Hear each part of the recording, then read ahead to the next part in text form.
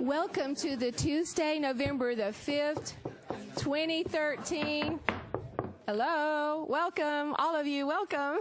It's nice that you're getting together and communicating to the November the 5th, 2013 meeting of the Hot Springs Board of Directors. Tonight, our invocation will be given by Sharon Jean to be followed by the Pledge of Allegiance. Would you please stand with me?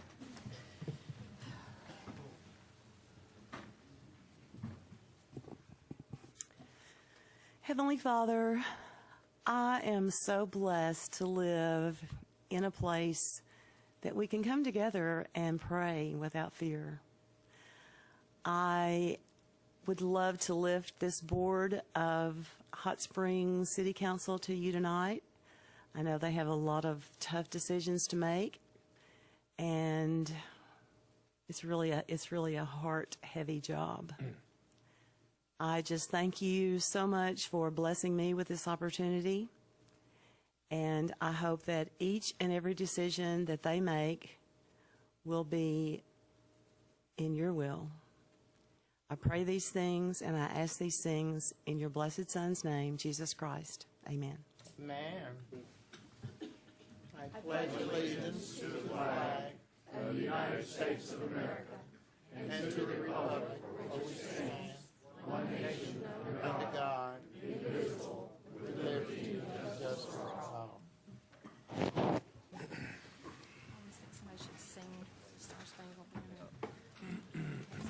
I hereby call this meeting to order. Would you please call the roll? Yes. Davidson. Here. Joan. Here. Clark. Here. McCabe. Here. Garcia. Here. Foley. Here. Carney. Here. Okay, the first item of business is to consider the approval of the agenda. Directors, are there any corrections, additions, deletions, or modifications to the agenda, including any items to be removed from the consent agenda? Okay, hearing none. May I have a motion to approve the agenda as presented? So moved. Second. Okay, I have a motion and a second. All in favor, please say aye. Aye. Any opposed? Motion is carried. Now, the next item of business is consider the approval of the minutes of the board meeting held on October 15th. Are there any corrections, additions, deletions, or modifications to the minutes? Hearing none, may I please have a motion to accept the minutes? Madam Mayor, so moved. Is there a second? Second. All in favor of the motion, please indicate by saying aye. Aye. Any opposed, no. Okay, motion is adopted. In an effort to afford everyone an equal and orderly opportunity to address the items on tonight's agenda, I want to remind our citizens and guests that we adhere to a 3-minute limit. We will have a monitor, and Lance has a buzzer. And we will zap you with a taser if you go beyond. So, not really. That's a joke. For your convenience, we will display this, and while the members of the board may have questions of the speakers, I ask that any general comments be reserved for the board discussion after all the speakers have had an opportunity to be heard. We also ask that all cell phones be silenced. Please refrain from any disruptions of the meeting, and should you need to leave prior to the conclusion of the meeting after your item is taken care of, please do so quietly, because we will still be in session probably for a while after you leave. Thank you all for being here, and we consider you all our guests, and thank you for being a part of the city of Hot Springs and caring about the business of our city. At this time, we have guests, and I have a proclamation I would like to read. The Hospice of Central Arkansas, would you guys come forward and just stand behind the podium there, please? And Pamela Higgins brought some of her workers and associates at Hospice of Arkansas. I have a proclamation. Whereas hospice and palliative care offer highly qualified services and support to patients and family caregivers facing serious and life-limiting illness, and whereas hospice and palliative care providers take time to ask what's important to those in their care, and whereas skilled and compassionate hospice and palliative care professionals, including physicians, nurses, social workers, therapists, counselors, health aides, and clergy, provide comprehensive care focus on the wishes of each individual patient. And whereas through pain management, symptom control, caregiver training and assistance, and emotional and spiritual support, hospice and palliative care providers help patients live fully up until the final moments, surrounded and supported by the faces of loved ones, friends, and committed caregivers. And whereas the provision of quality hospice and palliative care reaffirms our belief in the essential dignity of every human, regardless of age, health, or social status, and that every stage of human life deserves to be treated with the utmost respect and care. And whereas more than 1.5 million Americans living with life-limiting illness receive care from the nation's hospice program in communities throughout the United States every year, and hospice and palliative care providers encourage all people to learn more about options of care and share their wishes with the family, loved ones, and their health care professionals. Now, therefore, I, Ruth Carney, Mayor of the City of Hot Springs, Arkansas, on behalf of the Board of Directors, do hereby proclaim the month of November 2013 as National Hospice and Palliative Care Month in Hot Springs, Arkansas, and encourage all citizens to increase their understanding and awareness of care at the end of life and to observe the month with appropriate activities and programs. In witness whereof, I have hereto set my hand and caused the seal of the city to be affixed on this 5th day of November in the year of our Lord, 2013.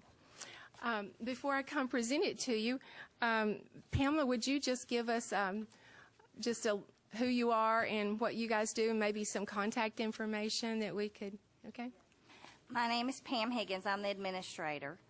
This is Lori Heffley. She's our medical social worker. This is Dr. Sarah Miner, who's our medical director. Daryl Applewhite, who's our PCR. We're located at 1403 Central Avenue. We strive to take care of our community. We cover a 50-mile radius. So it's not just Garland, Hot Springs that we cover. Does anybody have any questions? Anyone have a question? We really appreciate you doing this for us. I appreciate you. Thank you so much.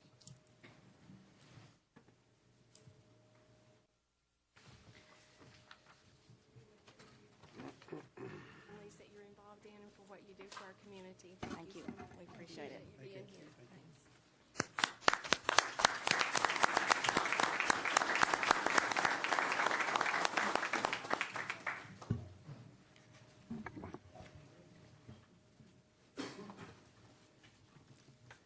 Did anyone else have guests that we didn't get written down? Okay, we do have a lot of guests, but we'll introduce you slowly, gradually as we come to the issue, but we thank all of you for being here. It's now time to have our city manager's report. Thank you, Mayor. I wanted to highlight one particular issue or event that happened in the past week. Now, the whole concept of community-oriented policing really requires neighborhoods working with law enforcement to prevent crime, and the police department and the public works department working with neighborhoods to eradicate overgrown lots that may be a hiding place or a lurking spot for criminals.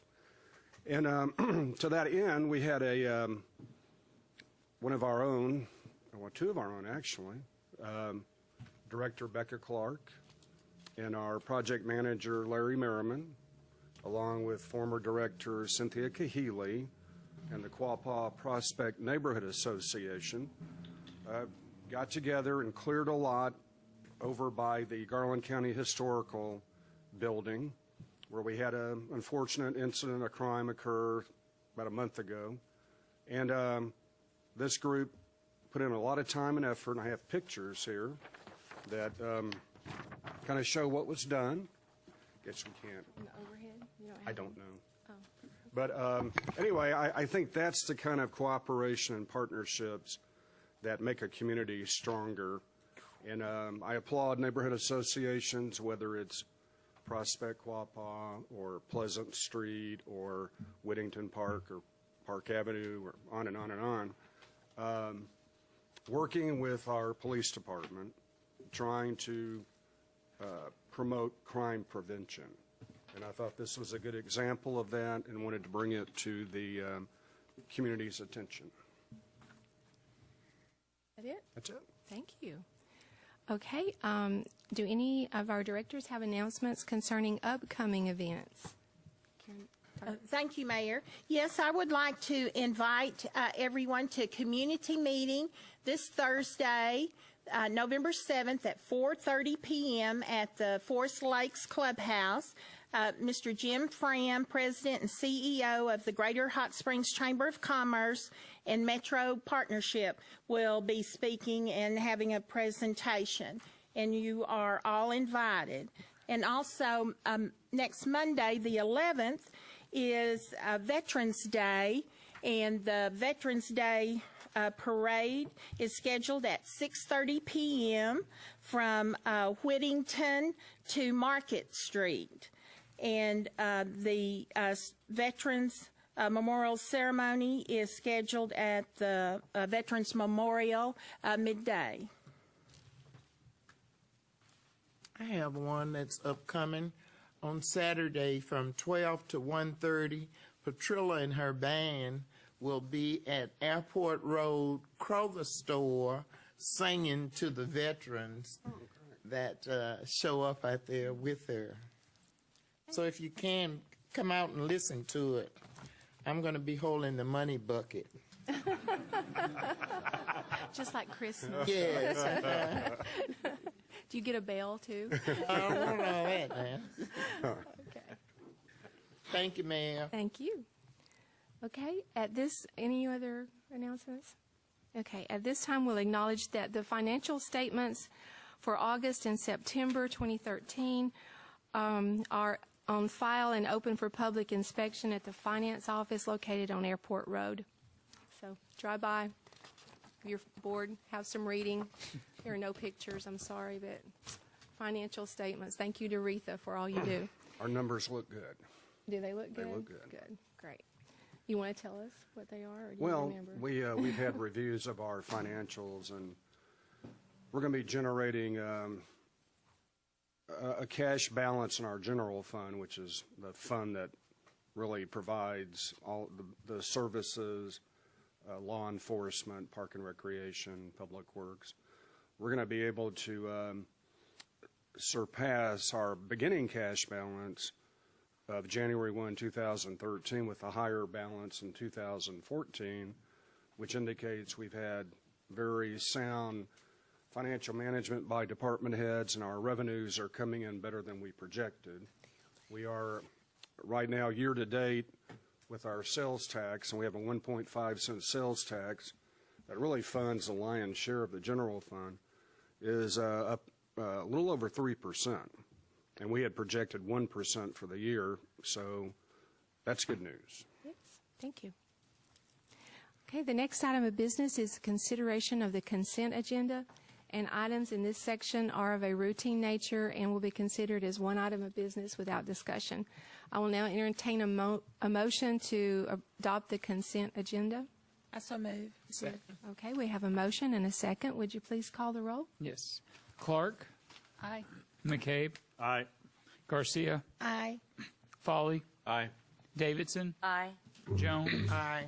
Carney. Aye. Adopted. It is adopted. The next item of business is a public hearing regarding rates for services rendered by the wastewater system of the City of Hot Springs. We don't have to make a motion on that. The public hearing is now open. Declare it open, Mayor. It's declared open. And we didn't have, you want to come? Yeah, I'm going to have just a brief introduction of this particular item before we get to Dan Jackson. By Doretha, can you prepare the BARF, as we call it? And then we'll yield that to Dan. Okay. Thank you. This public hearing is pursuant to an ordinance that's before you tonight concerning raising the wastewater rates for the City of Hot Springs. And in August of 2008, the city was placed under a consent order as a result of the chronic overflows and treatment bypasses during heavy rainfall events. We issued bonds back in 2009, a little over $28 million. All of those proceeds have been spent on different projects to improve our wastewater system, and they've either been spent or committed.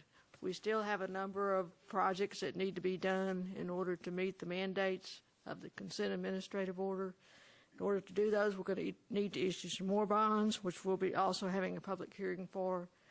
And in order to be able to make these improvements, issue more bonds, we need to raise our rates. So we've got a number of people here tonight.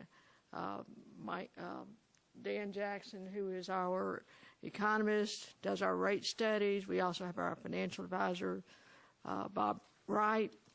He's from Cruz and Associates. We have our underwriters, people here from our legal team as well. I'm sure they'll be speaking to us later on as needed. But with that, I'd like to turn it over to Dan. Thank you. Thank you, Dorothy. Thank you, Mayor, members of the Council, Board. My name is Dan Jackson. I am the Managing Director and Chief Executive of Economist.com. We're an economic and financial consulting firm that helps municipalities and utilities all across the United States deal with some of the issues that we're going to be talking about tonight. While I do live in the great state of Texas, I do want to point out at the outset that my youngest daughter will be attending the University of Arkansas next fall. Okay. So while that doesn't make me an Arkansan, it means that my money will be going here, so I guess that's even more important, right? Anyway, I would like to talk to you about a very serious issue that not only the city of Hot Springs is dealing with, but other cities across the United States are dealing with as well. And that is the ability to provide a superior level of water and wastewater service while at the same time attempting to protect our environment while, to the best extent possible, trying to minimize the impact of any potential cost increases on your ratepayers. The city has utilized us for the last 10 years in doing long-term rate and financial plans. You have put a series of rate plans together that have enabled you to meet the increasing cost of providing wastewater service over a period of years. That has helped make some of the decisions that you're going to face tonight a little bit more bearable. I have a brief presentation tonight that I'd like to go over with you all. I'd like to talk a little bit about your current rates and the current rate plan that you have in effect. I'd like to talk about the impact of the consent decree on the city's wastewater rates, and I'd like to provide to you a proposal for setting into motion a long-term rate plan that will enable you to fund the necessary improvements to your system while at the same time minimizing the increases on your ratepayers. Do you want does the board, would you like it on your screens? Please. Will do. Right. One of the facts that cities in Arkansas and across the United States are facing is that water and wastewater costs are going up. They're going up at a rate higher than the rate of inflation. The average water and wastewater utility in the United States of America is increasing its rates by 5 to 6% every year.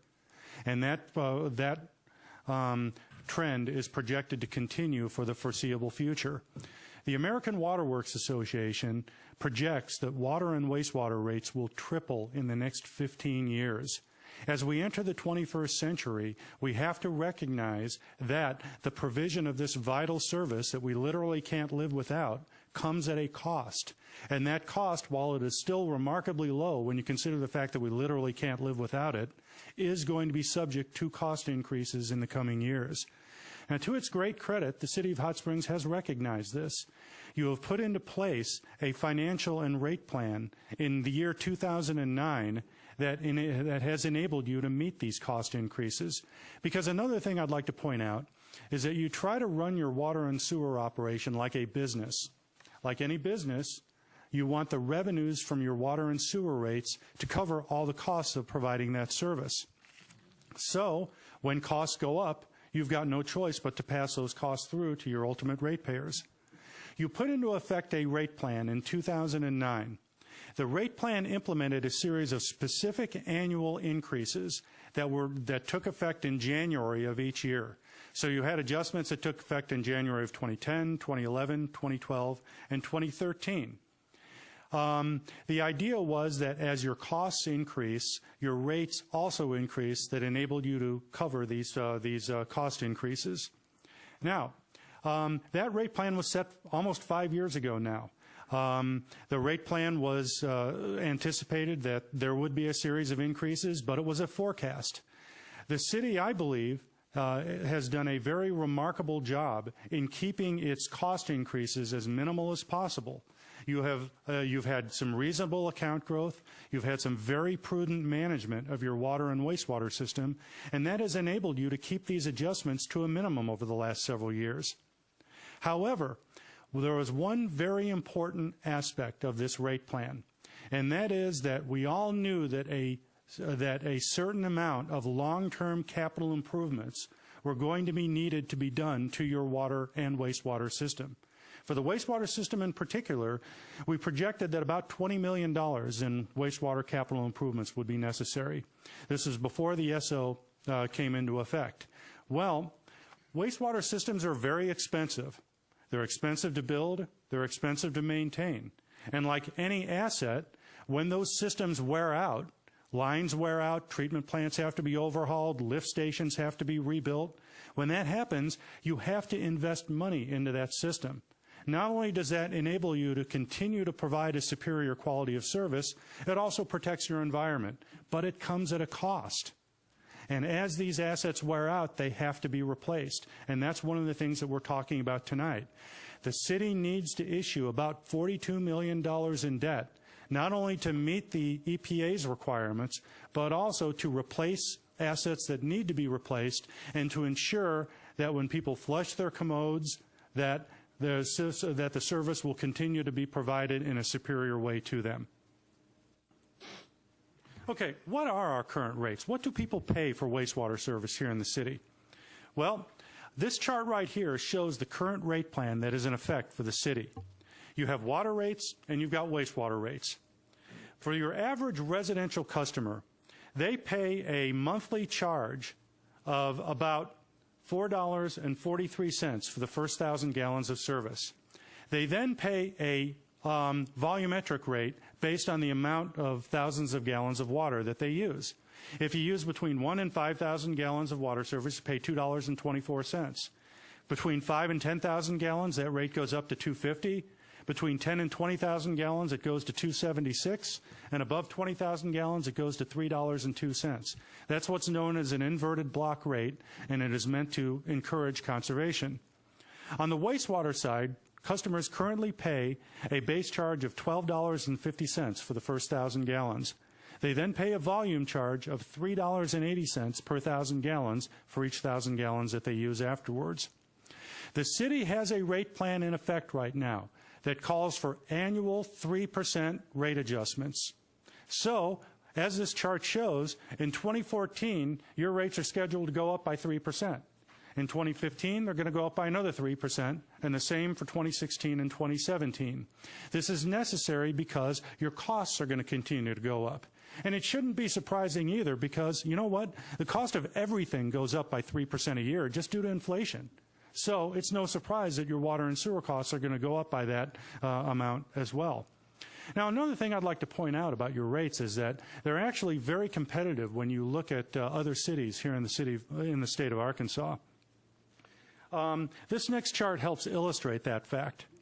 If you are a residential ratepayer right now and you use 5,000 gallons of water and sewer service a month, you pay $39.27 for that service. If you use 10,000 gallons a month, you pay $68.49 for that service. The average customer here in the city of Hot Springs uses about 4,000 to 5,000 gallons a month. I estimate that about 70 to 80% of monthly bills are 10,000 gallons or less. Now, of course, there are some larger volume users. Obviously, there are, but there's an awful lot of people that only use 4,000, 5,000, 6,000, 7,000 gallons a month. So, how does a monthly charge of about $40 to $68 a month, how does that compare to the rest of Arkansas? Well, I wish I had a chart to actually illustrate that, but I can kind of tell you off the top of my head because we do a lot of work here in the state of Arkansas.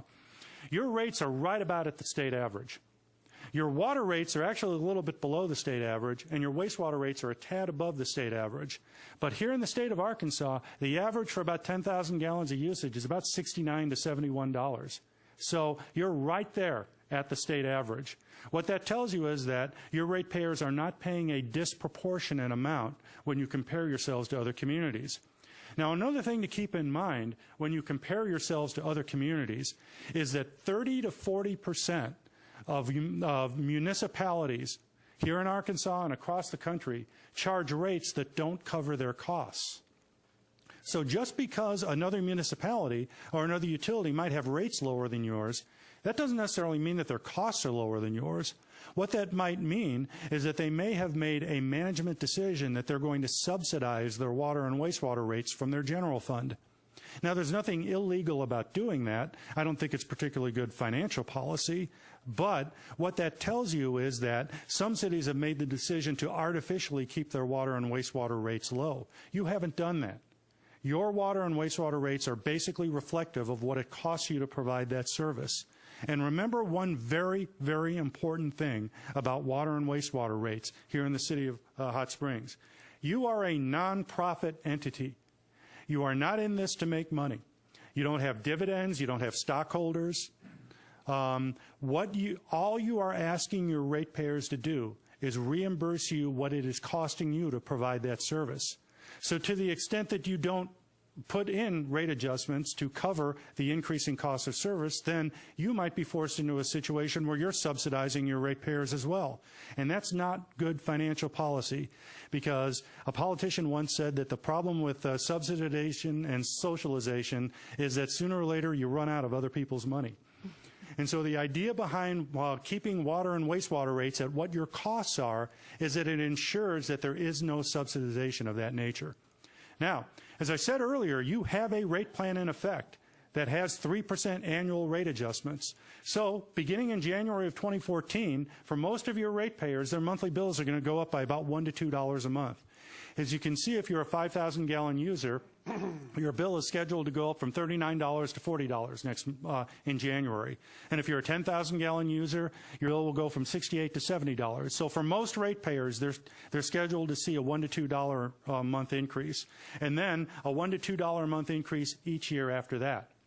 So the reason why it is important to look at a chart like this is that the decision you're facing tonight is not a decision of, do we adjust our rates to cover this bond issue, or do we not adjust rates at all? The question is, do we adjust our rates to cover this bond issue, or do we leave the current rate plan in effect, which means that there are going to be rate increases either way? So that's something that we need to think about as I show you these next few charts here. Okay, what is your forecast cost of service? Well, as I said earlier, your costs are going to go up over the next 5 years. Water and wastewater service is a fairly easy service to forecast in the sense that people use water in pretty standard patterns each year. Your costs are scheduled to go up. Your water cost of service in 2013 is about $11.7 million. That's about how much it costs you to run your water operation. And as you can see from this chart, over the next couple of years, that cost is forecast to go up to $13.8 million by 2017. On the wastewater side, your current cost is $13.4 million. So your total water and wastewater cost is about $25 million. That's about what you'd expect for a utility of this size. But look at 2014. In 2014, your wastewater cost is forecast to jump from $13.5 million to $15.5 million.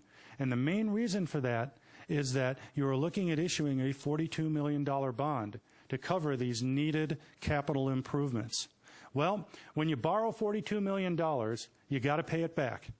And you're going to have to pay it back over the next 25 to 30 years, 1 year at a time. And the debt service is going to be about $2.1 to $2.7 million a year. And one thing about debt is that you can't issue debt unless you can prove to the people that you're borrowing the money from it that you can pay it back. And so what that means is that you have to have rates in place that enable you to pay the debt back. And that's why we're talking about rate adjustments right now. The primary reason why we're talking about adjusting your rate plan right now is to fund the $42 million that you will be investing in your system. This is an investment in the long-term viability of your wastewater system. It will improve the quality of service. It will protect the environment. It will encourage economic development, because businesses that come into a city like Hot Springs want good utility service. This will help provide that. But it comes at a cost, and that cost is $2.1 to $2.7 million a year. This is your forecast revenues under the rate plan. This chart is important to guys like me that want, and people like Doretha that say, how much money is this are these rates going to get us? Is it going to get us enough to cover all of our costs? Bottom line is, yes, it will. Okay, let's get to the bottom line. What is our proposal for you to consider tonight? Well, this is the proposed rate plan. It is very similar to the current rate plan. As a matter of fact, there is no change to the water rate plan. The 3% annual rate adjustments continue to be put in place for each of the next 4 years under this proposed rate plan. The difference is that under this rate plan, the wastewater rates have to be a little bit higher because you're issuing $40 million in wastewater debt. As you can see, we are recommending that you take your base charge for wastewater from $12.50 up to $14, and your volume charge from $3.80 to $4.26. In 2015, we would recommend taking it to $4.84 with your $14.84, I'm sorry, as a base charge, with your volume charge at $4.52. The following year, we recommend going up to $15.29, and the year after that to $15.75. Okay, what does this mean in terms of how much people would pay? Well, what it means is as follows. If you're a user of 5,000 gallons a month, right now you pay $39.27. Under this plan, this revised plan, your bill, instead of going up about $1 a month, would go up by $3.53 a month. If you're a 10,000 gallon user, and right now you pay $68.49. Under this plan, instead of going up about $2 to $2.50 a month, it would go up about $5.95 a month. The adjustment has to be a little bit higher in 2014 because you got that debt service that you got to pay back. In 2015, your monthly bill would go up between about $2 and $3 a month. And then in 2016 and 2017, the rate adjustments would be about the same as they were under the current plan. Speaking of which, how does that compare to the current plan? Well, this chart right here compares your monthly bills under the current plan with under the proposed plan. 5,000 gallon user sees their monthly bill go from $39.47 to $40.44, $41.68, $42.92, and then $44.18. So basically it goes up from $39.47 to $44.18 by 2017. Under the revised plan, your bill would go from $39.27 to $47.72. So the net impact is about $3.50 a month per ratepayer over the next 5 years. If you're a 10,000 gallon user, the net impact would probably be about $6 or $7 a month more per ratepayer. If you're a commercial ratepayer, obviously most commercial businesses use a little bit more water and wastewater service, so their increase would be a little bit more. A commercial user of 30,000 gallons, and that's about the average commercial usage here for Hot Springs. Right now, their average bill is $188 a month. Under the current plan, it's scheduled to go up to $211, and under the revised plan, it would go up to $2.26, or about an extra $15 a month. So once again, I want to emphasize that the proposed rate plan, the decision here is not implement the proposed rate plan or have no rate increase at all. Your rates have to go up under either scenario in order for your wastewater fund to maintain its financial viability. If you don't continue to do these rate adjustments, you're going to end up taking what is right now a pretty healthy water and wastewater fund and turning it into a very poor financial water and wastewater fund very quickly. I'm to my last chart now. I want to summarize this presentation as follows. It is never an easy thing to do to ask people to pay more for any service at any time for any reason. We understand that. These are difficult economic times. Even a couple of dollars more a month is difficult for any ratepayer to have to part with. But I think one of the questions that needs to be addressed, not only by you as board members, but also by the ratepayers in general, is what do we get in return for making these additional investments in the city? Well, what do you get? You get a better functioning wastewater system. You get $42 million of investment in the streets or in the wastewater system of the city of Hot Springs. You get a better quality system for yourself, for your children, and your grandchildren. In fact, your great-grandchildren will be using some of the assets that you're going to be funding with this bond issue. You're going to get a better environment. I mean, all of us want to pass on a better environment for ourselves, our children, and our grandchildren. We all want that. Who doesn't favor a good environment? But that comes at a cost. There is a cost that has to be incurred. And the higher wastewater rates that you're looking is that cost right there. Another thing it's going to get you is improved economic development. As I said earlier, businesses are very sensitive to utility service. They want good quality utility service if they're going to relocate into a city. This will help them achieve that. So, while you are asking your ratepayers to make an investment, you are offering in return something that will be beneficial not only to today's generation, but tomorrow's generation as well. That really summarizes my prepared remarks. I really appreciate the chance to come up here and talk to you all, and I'd be happy to answer any questions you have at this time. I asked a question to you earlier because from several different places I've heard, well, just ignore it, the consent order. Mm-hmm. What happens? Well, we have worked with several cities around the United States and the Pacific that have had consent decrees with the EPA. The EPA has basically threatened many of these clients that if they do not follow these mandates, senior city leaders as well as council members are subject to incarceration. That means getting thrown in the hoosegow. That's right. It is the Environmental Protection Agency is a federal agency.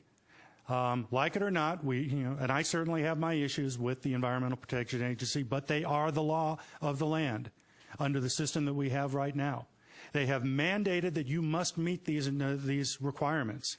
So it's not really an option. You have to do it, or you face the wrath of the federal government. So for that reason, that is one of the primary reasons why this bond issue is being asked to be put into place right now, because that will enable you to meet these mandates of the federal government. Questions? Anyone else? Okay. Hang close. We have some people signed up to speak, so if there's any other questions. Jim Humphreys.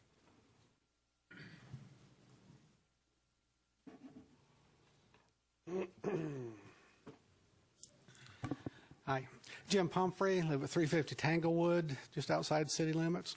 What we're talking about today, I saw all these slides, but what is not mentioned is the difference that was built into the previous ordinance, and I assume this one from the rates that I've seen in the newspaper, that we pay a 40% additional fee for our wastewater rates. We talked about this at the public meeting when this was implemented last time. I asked the question what this was based on. Did you study the data from the wastewater department, anything that you had data on? And the answer I got from this gentleman was, no, we don't count paper clips. We're talking about millions of dollars.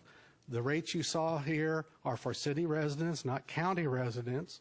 And the other part of that law, that's the operating and maintenance fees. The other part is the debt relief, which was listed as a base rate up here.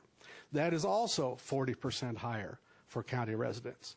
So the previous board, when they enacted this law, did not take any other factors into consideration. I assume it was an arbitrary decision, and I assume it's the same 40% written into this new law.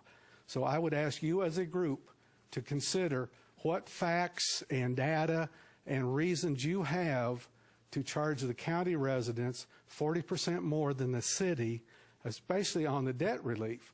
There may be differences that are documentable under the operation and maintenance. We have the grinder pumps. You have the older infrastructure.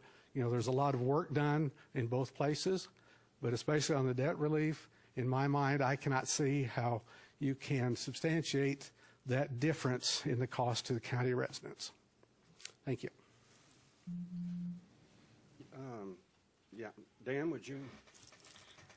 Thank you. I appreciate that. I'd like a chance to just respond to that because I know that this has been an issue that was been raised in the past. The last study that was done in 2009, as well as the analysis that we did right now, the study in 2009 was about a 200-page study with about another 200 pages of financial models put in it. It was a very comprehensive study and analysis of your wastewater system. It was based on American Water Works Association defined methodologies for how you calculate the cost of service. Now, I can give you a nice, long, great seminar on how you calculate the cost of service, but I'm afraid that would put everybody in this room here to sleep. Let's just kind of step back and look at this. Inside customers versus outside customers. In the first place, cities across the country charge higher rates for outside city limit customers. That's just virtually every city I've worked for, and I've worked for more than 200 of them, charge higher rates to outside city limit customers. It's done both because the methodology shows that the cost of service is higher, and also it's true based on an intuitive factor. Think about it. Outside the city limits of Hot Springs, there are as many inch miles of collection sewer lines as there are inside the city limits. But there's twice as many customers inside the city limits of Hot Springs. So what that tells you is just intuitively, obviously, there's going to be a higher cost for people outside the city limits. They're generally further away from the treatment facilities. They're further away from the city center. It's harder and longer for customers to get out there. Customers, I mean technicians and operations personnel to get out there. There's a laundry list of reasons why the cost is higher. And there is also a study with applied national methodologies that prove that the cost is higher. So I know it's not an easy thing. People don't want to hear it, and they don't like to hear it, but it is a simple and undisputable fact of life. I've been doing water and wastewater rate consulting for 30 years now, ever since I got out of the University of Chicago Business School. I can tell you unequivocally, undoubtedly, that the cost per customer is significantly higher outside the city of Hot Springs than it is inside the city of Hot Springs. There just isn't, in my opinion, as a professional, there just isn't any room for negotiation or dispute there. The only question is, does the city want to charge a higher rate to recover its higher costs from these outside customers? And you all made that decision in 2009. Okay, thank you. Okay, Bob Driggers.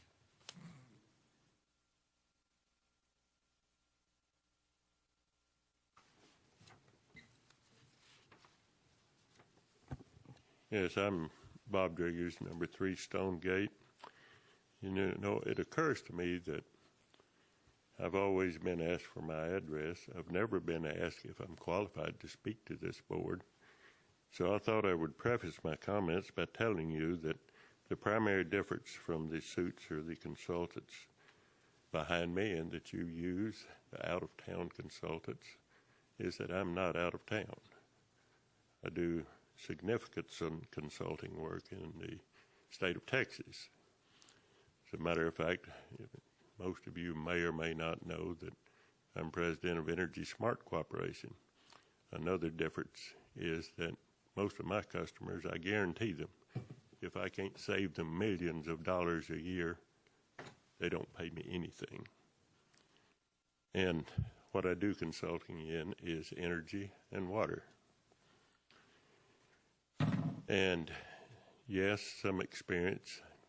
I was in charge of a water and wastewater utility system engineering and planning, larger than the city of Little Rock. So I've been there and done some of this. I've also heard Dan Jackson's speech several times. Dan, it's always the same speech. You know, he makes a couple of points about subsidies. In our case, our enterprise funds subsidize the general funds because of the allotments. It was a scheme, I think, that Mr. Myers came up with. But, you know, another thing that qualifies me, I think a couple of months ago, I had a $560 water bill. So anyway, this consent order, in my humble opinion, is totally overblown. A lot of cities are ignoring the threats of the EPA. I think you know that. they're using it as an excuse now to get $45 million out of the ratepayers around Hot Springs. You know, it wasn't long back we said we didn't have $1 million to tear down the old St. Joe Hospital. But recently we found out $1.1 million to pay to Central Arkansas Water for water we may never use from DeGray. And even if we do, we can't afford to get it up here. Plus another $900,000, I understand we're going to have to pay to the Corps for the right-of-way. And we're doing this, and we still don't have a conservation plan in this city for our water. We still have massive losses. So with 12 seconds left, I'm signed up to speak on another issue. Probably allow me time to finish my comments, unless you have questions. Thank you. Okay. Do any of the directors have questions, comments? Okay. That concludes the public hearing for this matter. The next item is a public hearing on the issues of wastewater revenue bonds in the maximum principal amount of $43,500,000, and the public hearing is now open. Do you want to?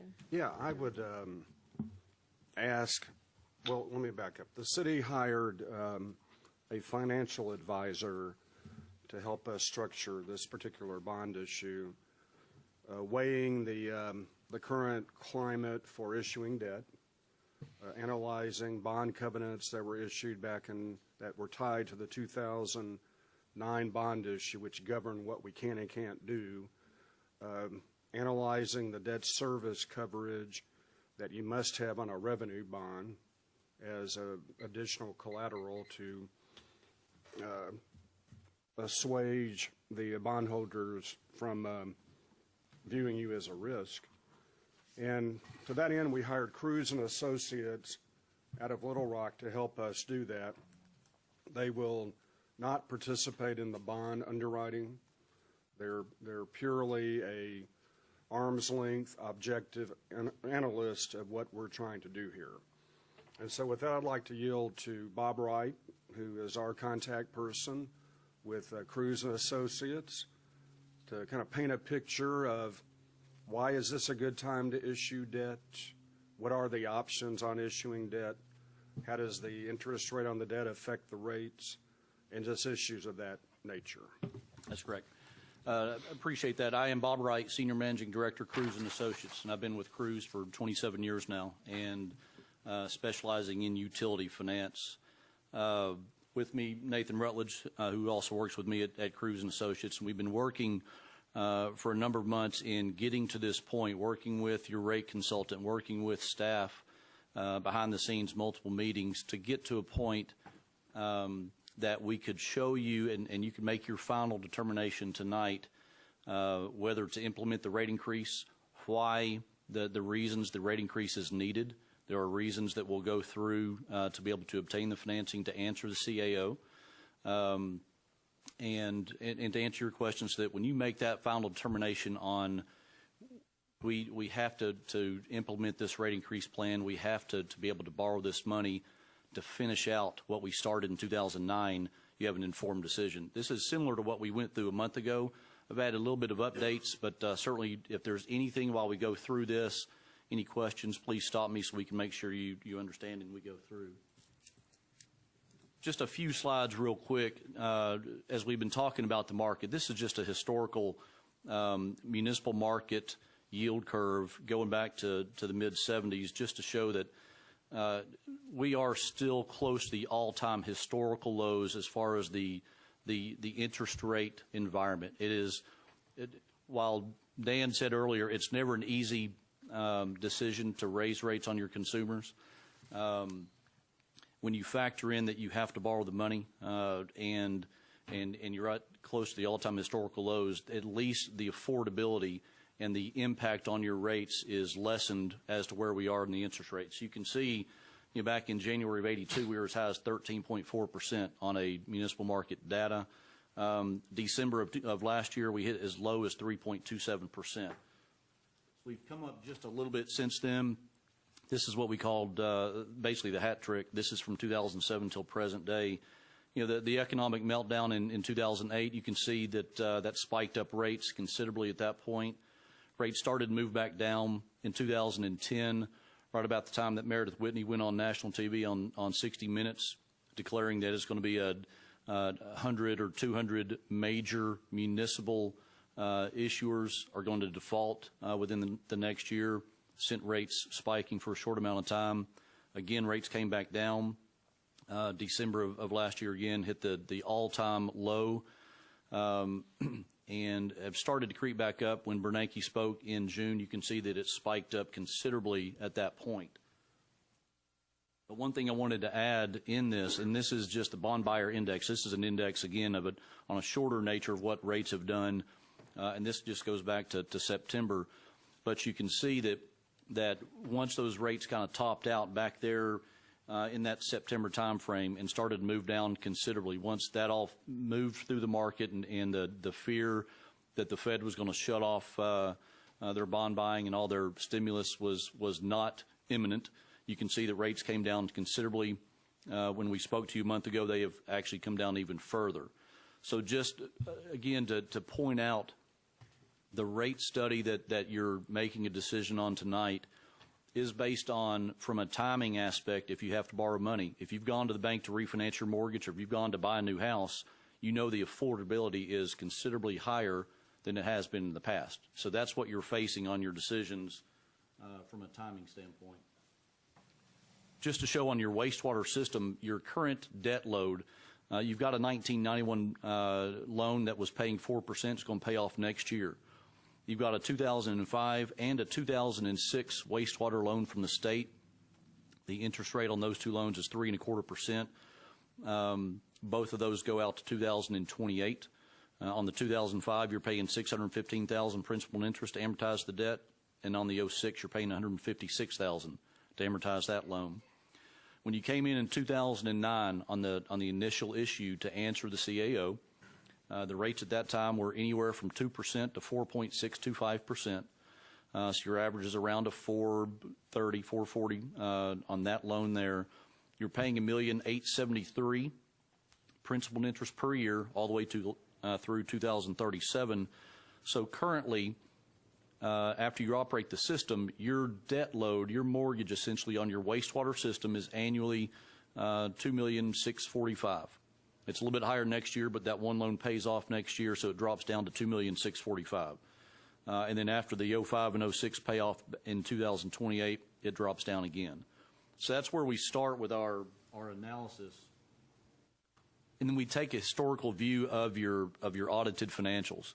And just taking a look at 2012 audited financials, you have wastewater charges and other revenues of $488,000. So you had total revenues of $12,642,000. To operate the system was $10,663,000. So you had operating income of $1,979,000 in 2012. And that's after the January of 2012 rate increase kicked in, so you can see the impact of that. Within the operating expense is a depreciation amount of $3,327,000. That is the non-funded depreciation. That's an accounting measure that we add back to the mix to come up with a bottom line number after operating the system. How much money do you have? How much did you generate through your rates to pay your debt service, to pay your mortgage? So in 2012, you had $5,306,000 that was available to pay your principal and interest. Your annual principal and interest that we just went through of $3,298,000. So you covered your debt. Your calculation was 161%. So that's where we start. That from 161%. That's a solid number. That's up from 151% the prior year and 149% the year prior to that. That tells us the viability of what your rates in operating the system and paying your debt. Are you making sure at the end of the day there's enough left over? And yes, there is, looking back. But David, as you mentioned earlier, there are certain covenants that are required when you do a financing. You're required to set your wastewater rates to where, at a minimum, you pay your operating expense and you pay your principal and interest. So you have to do basically one-to-one coverage, or 100%. Well, looking back from 2012, it was 161%. So your rates did cover and allowed you to set aside and make some additional improvements to the system from cash flow. Also, part of the covenants in your financing is you have to set aside basically a future capital expense account, which is called depreciation account funding. The net revenues each month after you operate the system and pay your debt, you're going to set aside 3% of what's left over into a future account so that any repairs and maintenance on the system, you've got a cash balance sitting there to be able to do that without having to go to the bank or go to the bond market to borrow money to make these improvements. So that's set up as well. The biggest hurdle that we've got, and why we're working on the rate presentation that Dan went, is to borrow the additional $42 million to finish out the CAO issues. You have to show that after, again, operating the system, paying your current debt load, which is the 91, 05, 06, and 2009 debt, and then paying the principal interest on your 2013 bonds that is proposed, you have to show that the coverage calculation is 125%.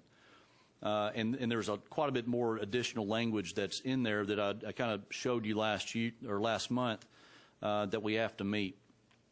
There's two reasons, and we discussed two reasons why we're asking for the implementation of the wastewater rate ordinance tonight.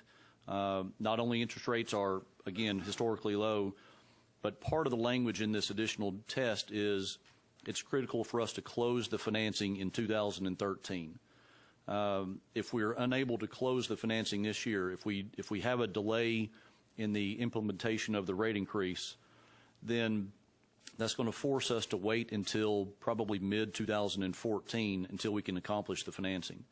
So not only do the issues of the CAO and the improvements get put on the back burner for 6 to 8 months because of that, but then you've got interest rate exposure for at least 6 months that would then, if rates do go up, could cause the rate structure and the proposed rate ordinance to have to increase to cover that additional interest expense.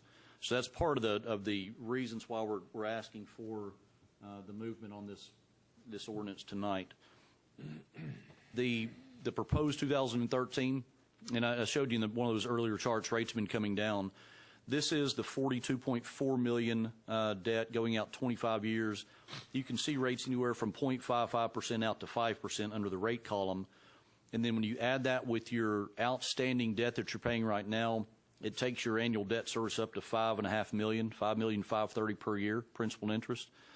I will say that that if we were able to lock in the financing today, instead of under the 2013 principal interest column of $71.5 million, based on today's numbers, that would drop down to about $67.3 million. So there's an additional $3 or $4 million just in the drop in the interest rate from when we discussed last month. Again, while the market is good, while there's not a lot of competition out there as far as additional debt, is a good time to try to lock this in for the city. And then it brings us to and it shows us why we need the additional wastewater rates to be able to implement this new financing.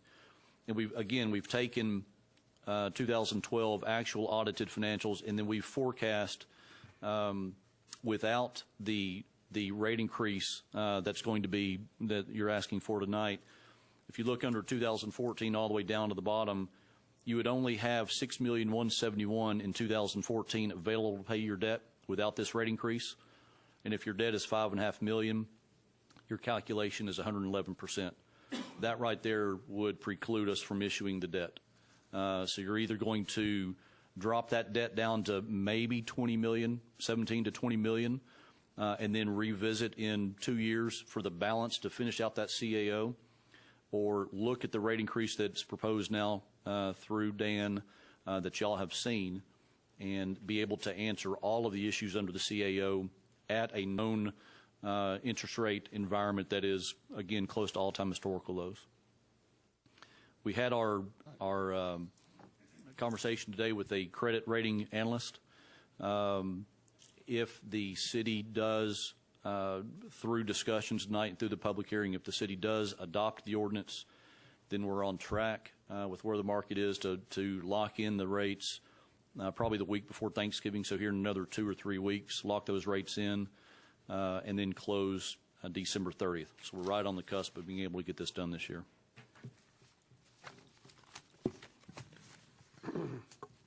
Any questions of Bob? So what are you projecting the interest rate to be? Right now, we were looking when we came a month ago. It was about 4.4% net interest cost on that deal. The most recent numbers that we've run are 4.16%, and that's the average borrowing cost for a 25-year loan. So it's come down again significantly just over the last month. The last day or two, I've seen rates kind of start to spike back up a little bit. That's the one thing we can't control.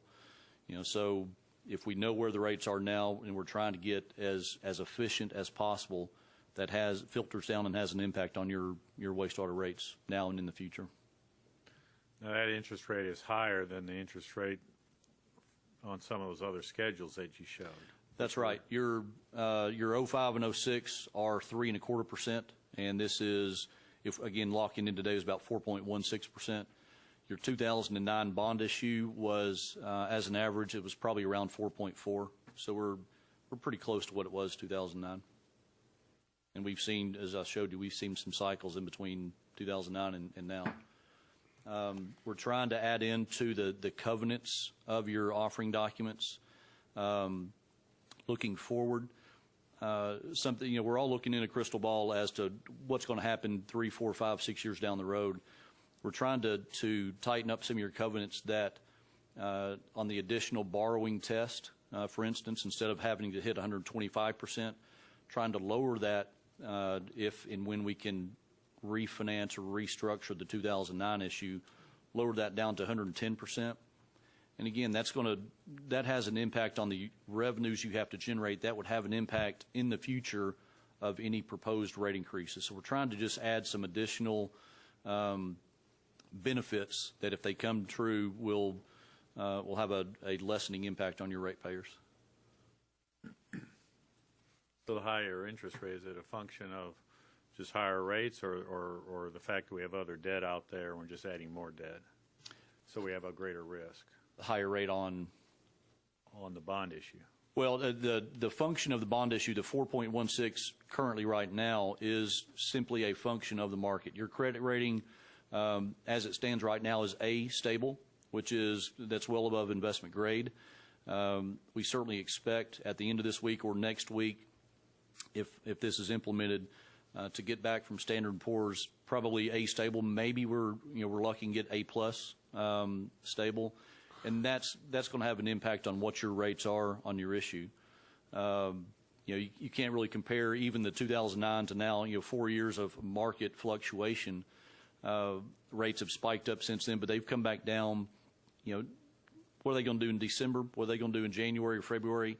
We've seen. That's the one slide I put in there to show you the extreme and quick movement in rates. They're going to come down slowly, but it's like a rubber band. It's going to snap, and it's going to be painful when it goes up. So when the market finally does see that the Fed is going to shut down, their stimulus and such, we could have another spike up considerably. And that's, if you had another spike like that, then the rate structure that you're implementing tonight potentially would have to be adjusted upwards to account for a much higher potential interest rate. So it's trying to take out the unknown. It's, if we know where we are right now, the rates have come back down. If we can lock in at this low cycle, it doesn't matter if rates spike up at this point going forward. We've already locked in, somewhere 4.25% area. Thank you. Okay.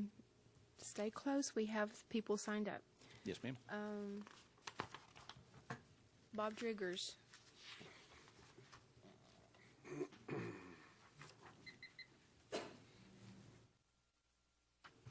Okay, obviously this is more the continuation of what I was talking about, but we're on the same subject, so it works very well.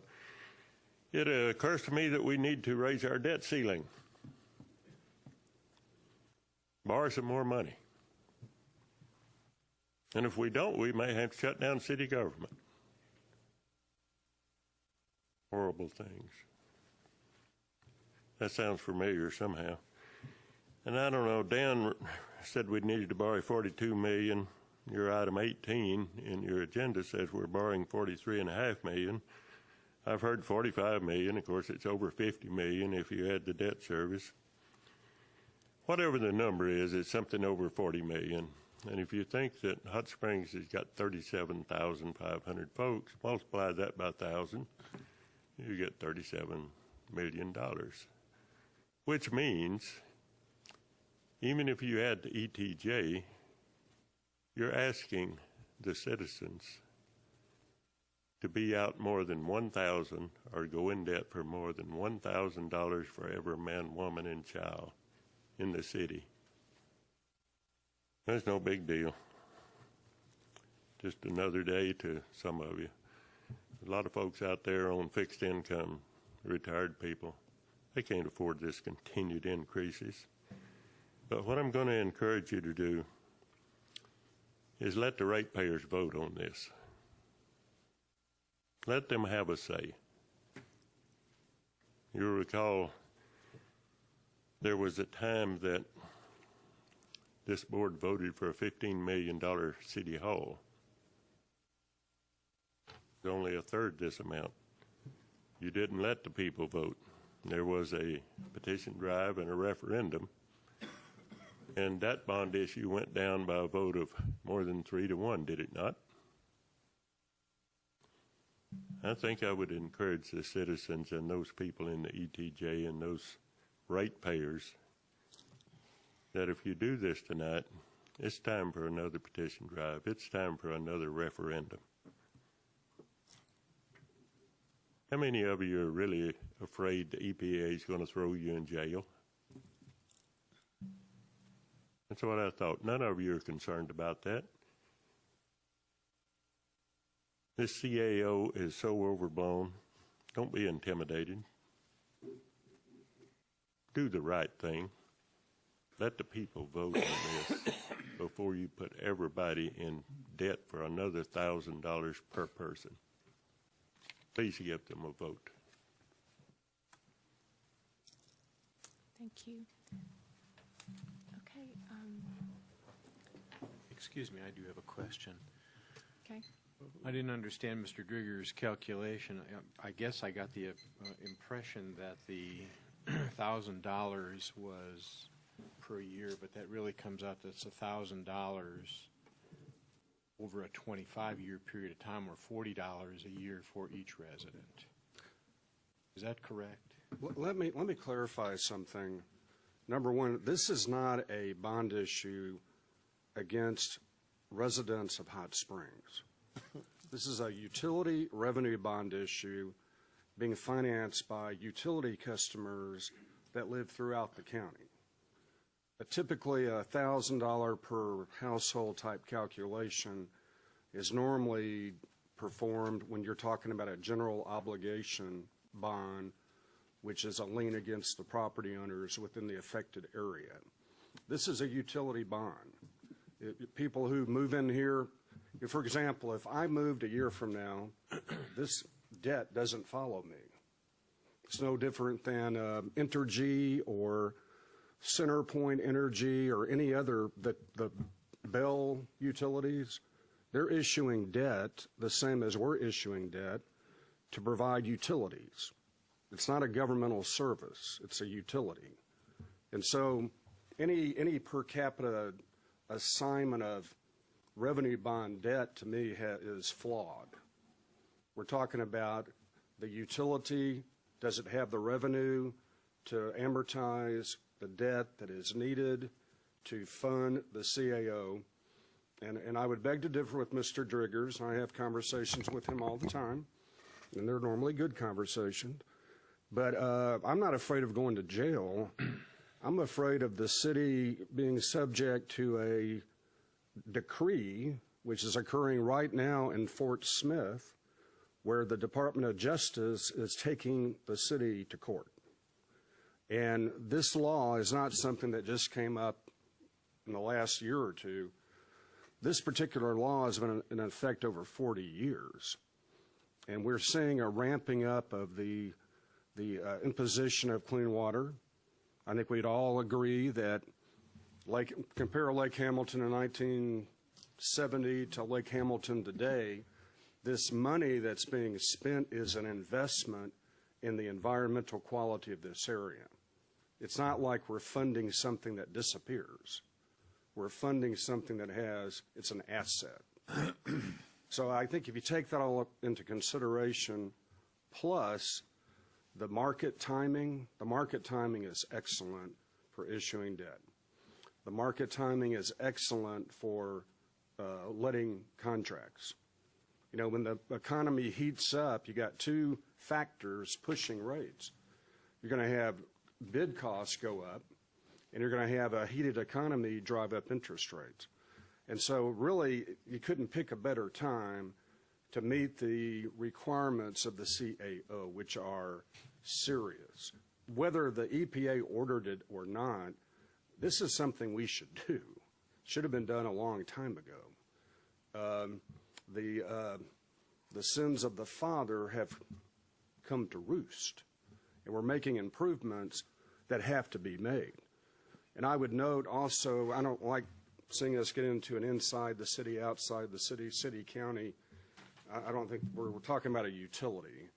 But quite frankly, a lot of the improvements that are in this bond issue actually are funding the Fairwood Pump Station project, which serves predominantly people outside the city. So I think you got to take all of this into account when you're talking about a utility. Okay, Could thank you tell us some of the things that are wrong that the CAO, give us an illustration of what's happening out there. Here's why we're into a CAO. I'm not an engineer. I'm a generalist, which means I know a little bit about a lot of things. So I'll quickly get out of my scope here. But the city in 2008 was issued an order, and this has happened in the city I was in Texas. Bryan had an order issued probably in early 2000s. They're pretty standard. And the focus of the order is that in times of wet weather events, where we have massive infiltration of stormwater, rainwater, into our sanitary sewer collection system, which includes a pump station, you're going to have overflows. And in our case, those overflows are ending up in Lake Hamilton, which affects not only Lake Hamilton, it affects Lake Catherine, and it affects the Ouachita River and downstream water supplies. And that's why it's a federal issue, not a local issue. Our plan is to take these pump stations and rebuild them, enlarge them, allow them to meet the demands of a wet weather event or a dry weather event. We had dry weather events, had nothing to do with rainwater. The other challenge that's going to be addressed, which will save our ratepayers money in the future, is that because of the hilly terrain here in Hot Springs and our outlying areas, we pump wastewater in some cases 8 times. And we're trying to avoid that with the Fairwood force main, which will eliminate having to do that, which should save utility costs of operating those pumps, plus funding the depreciation of pumps.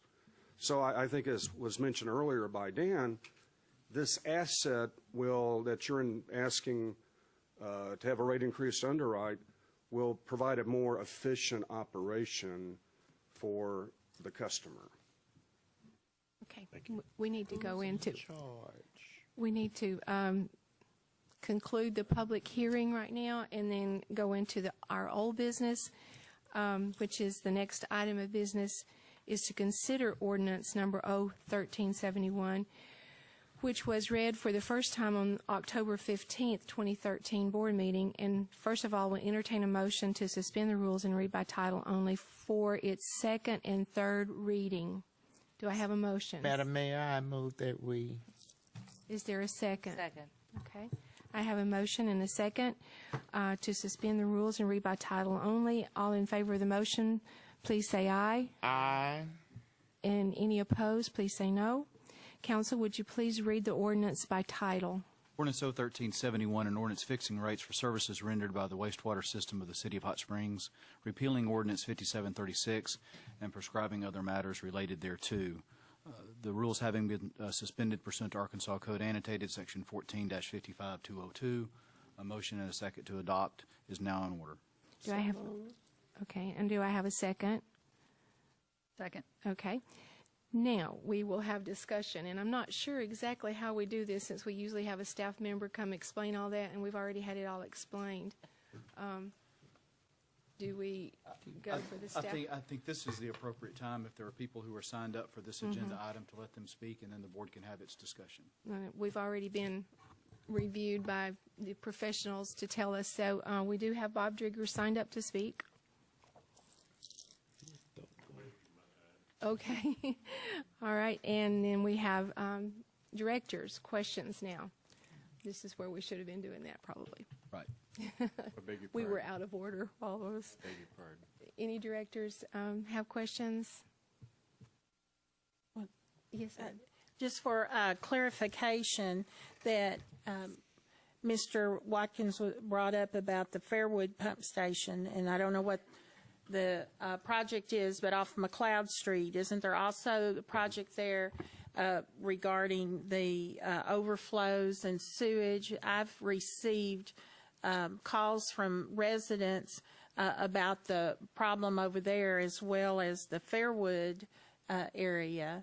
But, and you can clarify, as I understood, that this was issues in bringing it into the wastewater treatment plant, and we've had a strain with the growth over the years, and we've got a strain on the system, and that's why it has to be larger, because we're not handling everything that we need to handle. Yeah, just think about a wastewater system flowing by gravity. It's going to follow the watersheds. And the particular plant you're talking about follows the Stokes Creek. And see, and this is where right now we have a problem, because in rainwater event or wet weather events, the amount of surcharge getting into the pipes is overflowing the pumps. And so part of that project, as you mentioned, at our pump station off McLeod, is to enlarge that pump station. But then if we have an enlarged pump station, now we have to put in the force main, because we're moving it back uphill, so to speak, to get over to the regional plant off Carpenter's Dam and or Shady Grove and Davidson. So these are all kind of it's integral pieces that eventually get us all down to the regional treatment plant.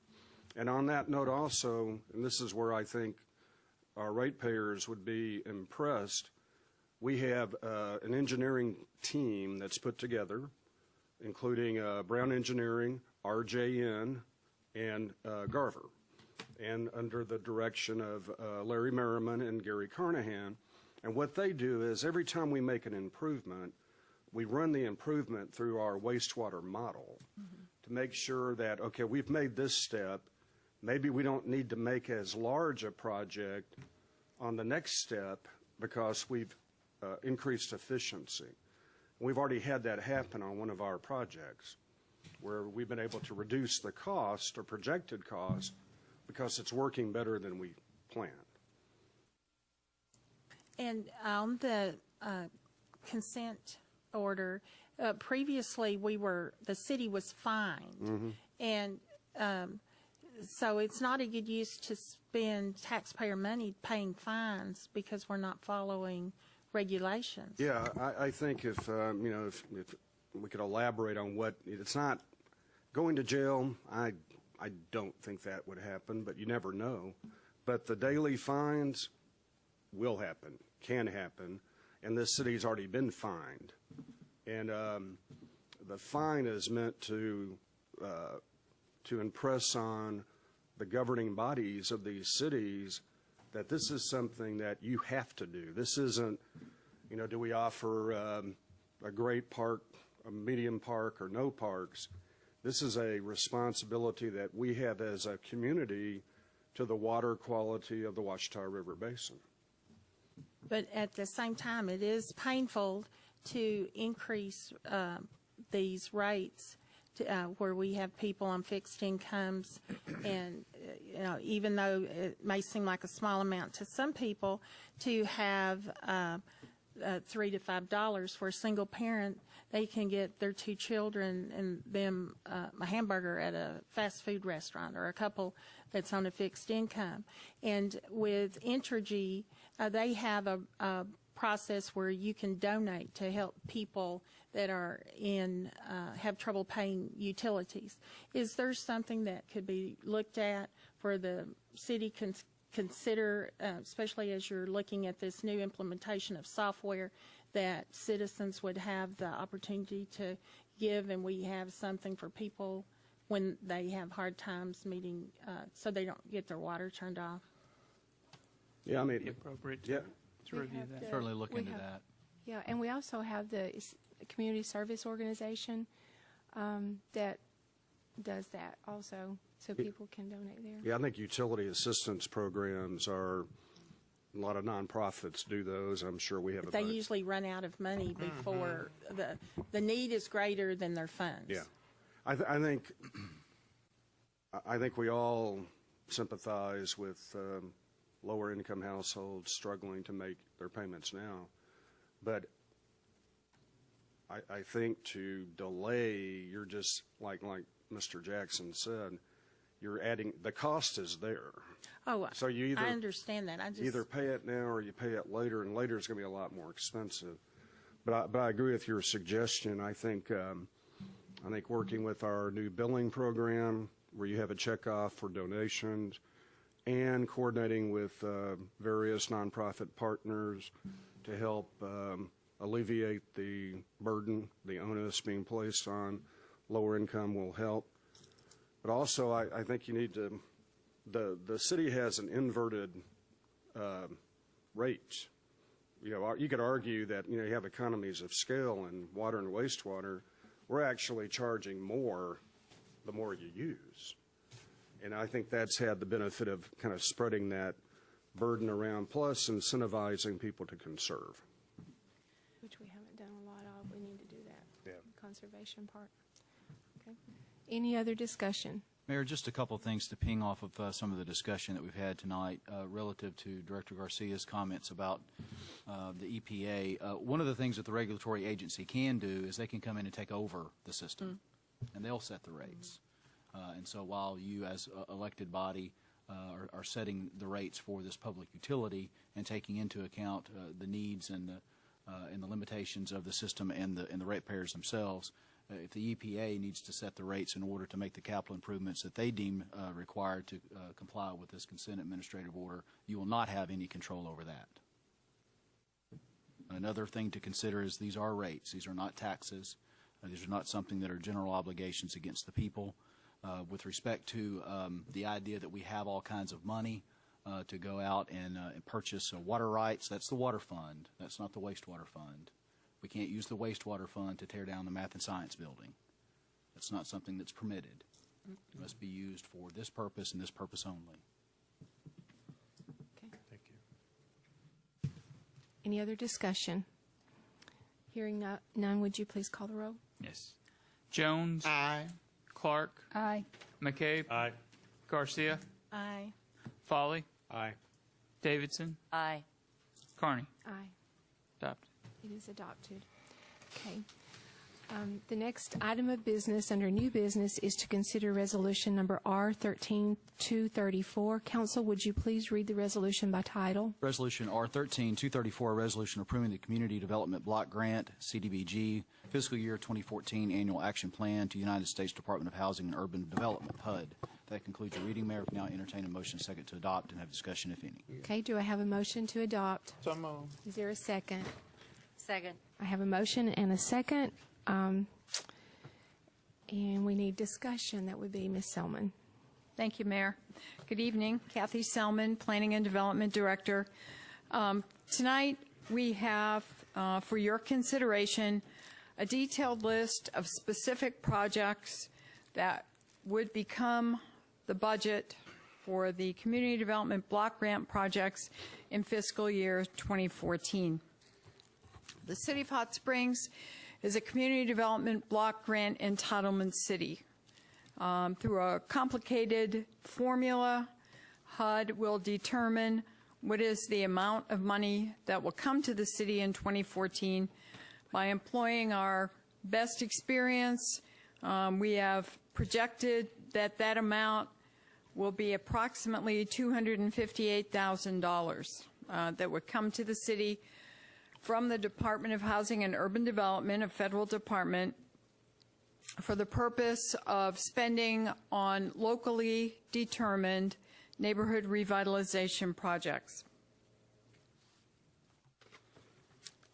A couple of weeks ago, the board considered the strategic plan for the next 5 years of community development block grant funds. Some of the priorities that were established through that were to create suitable living environments and promote decent, affordable housing initiatives, to encourage business and job growth through targeted infrastructure improvements, and to provide planning and administrative assistance, support, and resources to promote fair housing, expand neighborhood revitalization, encourage business and job growth, and strengthen continuum of care service efforts. Because this is a federal program, we heard a number of speakers earlier this evening say there is a cost that comes with this. Well, the cost that comes with this is compliance with a web of federally determined requirements.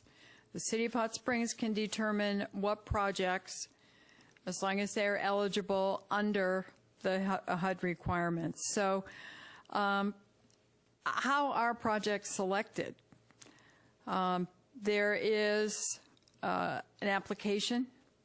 Potential applicants explain their projects. They provide basic compliance documentation, and because HUD's requirements are complicated, there is detailed information that is asked of those applicants. There's about 6 pages of forms that need to be filled out in order to determine that we have a compliant project, that we have a feasible project, that the activity or facility that is involved in this is indeed eligible under the HUD requirements. Coincidentally, I do want to let you know that the Community Development Advisory Committee, whose recommendation you'll be considering tonight, will be meeting on Thursday to take a look at 2 things. One is simplifying the application form and also to set out an appraisal and documentation process for projects coming under discretionary funds that are being proposed to you. And that would be a process that pretty much mirrors the overall big process. There would be submittal of an application to the staff. Community Development Advisory Committee would review those proposals and then forward a recommendation to the city manager, whose options are either to approve or to refer the projects to the board of directors if they are a more complicated decision. I'm going to tell you a little bit about the projects that your advisory committee is recommending that you fund, and then I'm going to give you a little bit of new information. The first project is the Park Avenue pedestrian improvements. This would be funded at a level of $47,550.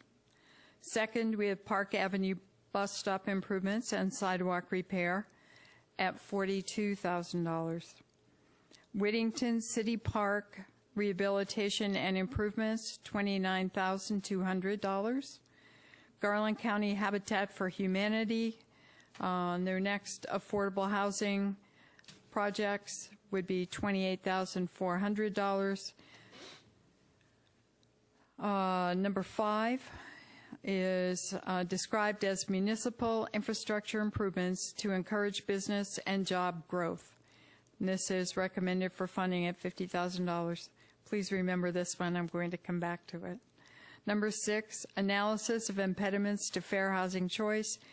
This is a study that has to be done every 5 years. Guess what? This is the year. So this is approximately a $25,000 project that is being proposed to you for approval. Planning and administration, what comes in at a recommended $26,600. And then number 8 is neighborhood infrastructure improvements at $10,000. One of the great things about the detailed solicitation and evaluation procedure that your advisory committee has done this year is that it has brought together a number of city departments who are doing related things and has opened our eyes to opportunities for coordinated expenditures by other city funds that will help us to go even more quickly toward meeting those goals of revitalizing our neighborhoods. What we would like to propose tonight to you is that you consider combining items 5 and 8, both of which are essentially for public improvements, infrastructure on both, and consider combining the $50,000 in number 5 and the $10,000 in number 8 to a total of $60,000, which could be used for a broader range of projects that would be titled something like public facilities and infrastructure for neighborhood revitalization. So that's something for you to think about. I know that we have a number of neighborhoods that have been highly active in this year. That's great. This is a grassroots kind of a program. The Community Development Block Grant has a requirement for citizen participation that I can assure you has been met and greatly exceeded with the outreach that has occurred this year. So with that, I would like to submit to you this proposal from your Community Development Advisory Committee for $258,000. Any excess over that amount, and we were lucky enough in 2013 to actually receive something more than we anticipated. The recommendation from your advisory committee is that any excess funds over $258,000 be focused on that neighborhood revitalization initiative that I just mentioned to you. So that really concludes what we have tonight. You have a resolution before you. We recommend that you approve that. Your advisory committee recommends that you approve that. And I want to thank you for the great decisions that you've made in the past and the difference that those decisions have made in quality of life in our older neighborhoods and for our low and moderate income citizens. Thank you very much. Thank you for all of the work. That was a lot. A whole lot. The packet is endless. It is pretty long. Detailed. Okay, we have some people signed up, and then we'll have our discussion. Did you want to wait to ask her if we had a question of her? Oh, actually, we have the people signed up first, and then we'll have a chance to ask her. Okay. She's not going anywhere. Erin Holiday.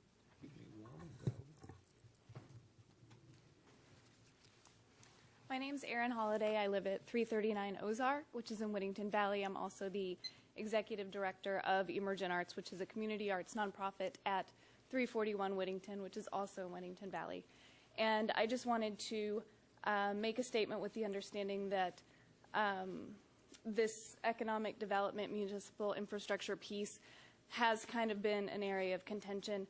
I am definitely for the municipal infrastructure piece, knowing that HUD requires jobs to be created from that, if I'm remembering correctly. And although a lot of this funding is being put into my neighborhood, being put into the greater area of neighborhood between Park and Whittington, as a resident and also someone who's a business person in that area, I think that job growth is incredibly important, and it's somewhat rare that you get an opportunity for a funding source like this to be able to come into a job growth situation.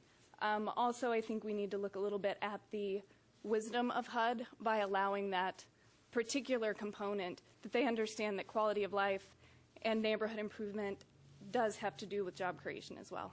So, thank you. Thank you. Appreciate that. Anthony Taylor.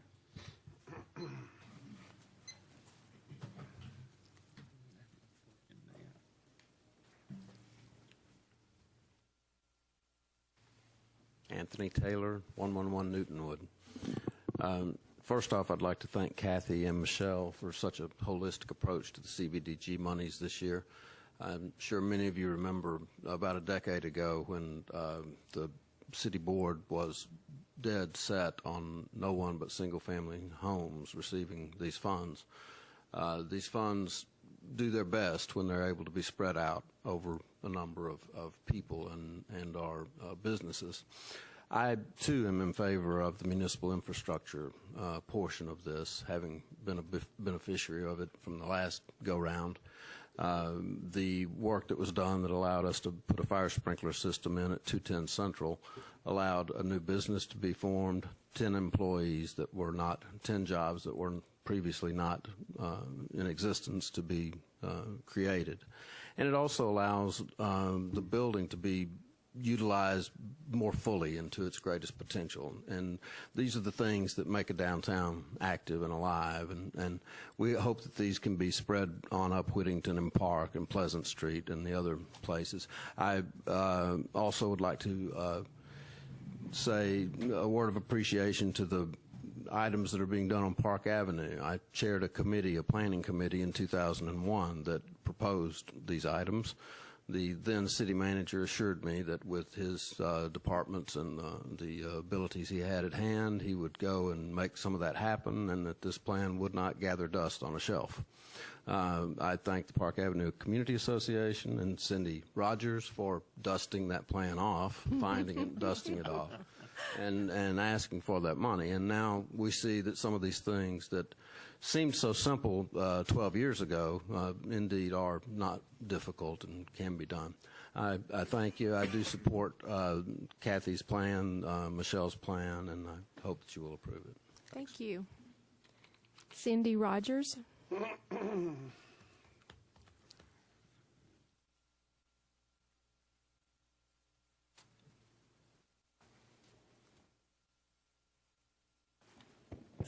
Good evening. My name is Dr. Cindy Rogers, and I'm the president of the Park Avenue Community Association. And I'm here tonight as hopefully one of the grant recipients for our area. And I also want to reflect and thank the city and all the department heads who have been extremely supportive in this process. When we said it was community development, that's exactly what it was. We started out with surveying our community. We identified the priority needs, accessibility, sidewalk safety for persons with disabilities and the elderly were top priorities. We also want to target and beautify some of the vacant lots on Park Avenue. So we'll be pursuing grants to pursue that as well. It was definitely a community effort. Give special thanks to the executive committee at PACA. Janice Jones was instrumental. And all of you, I appreciate it, and thank you all very, very much. Thank you. Janice Jones.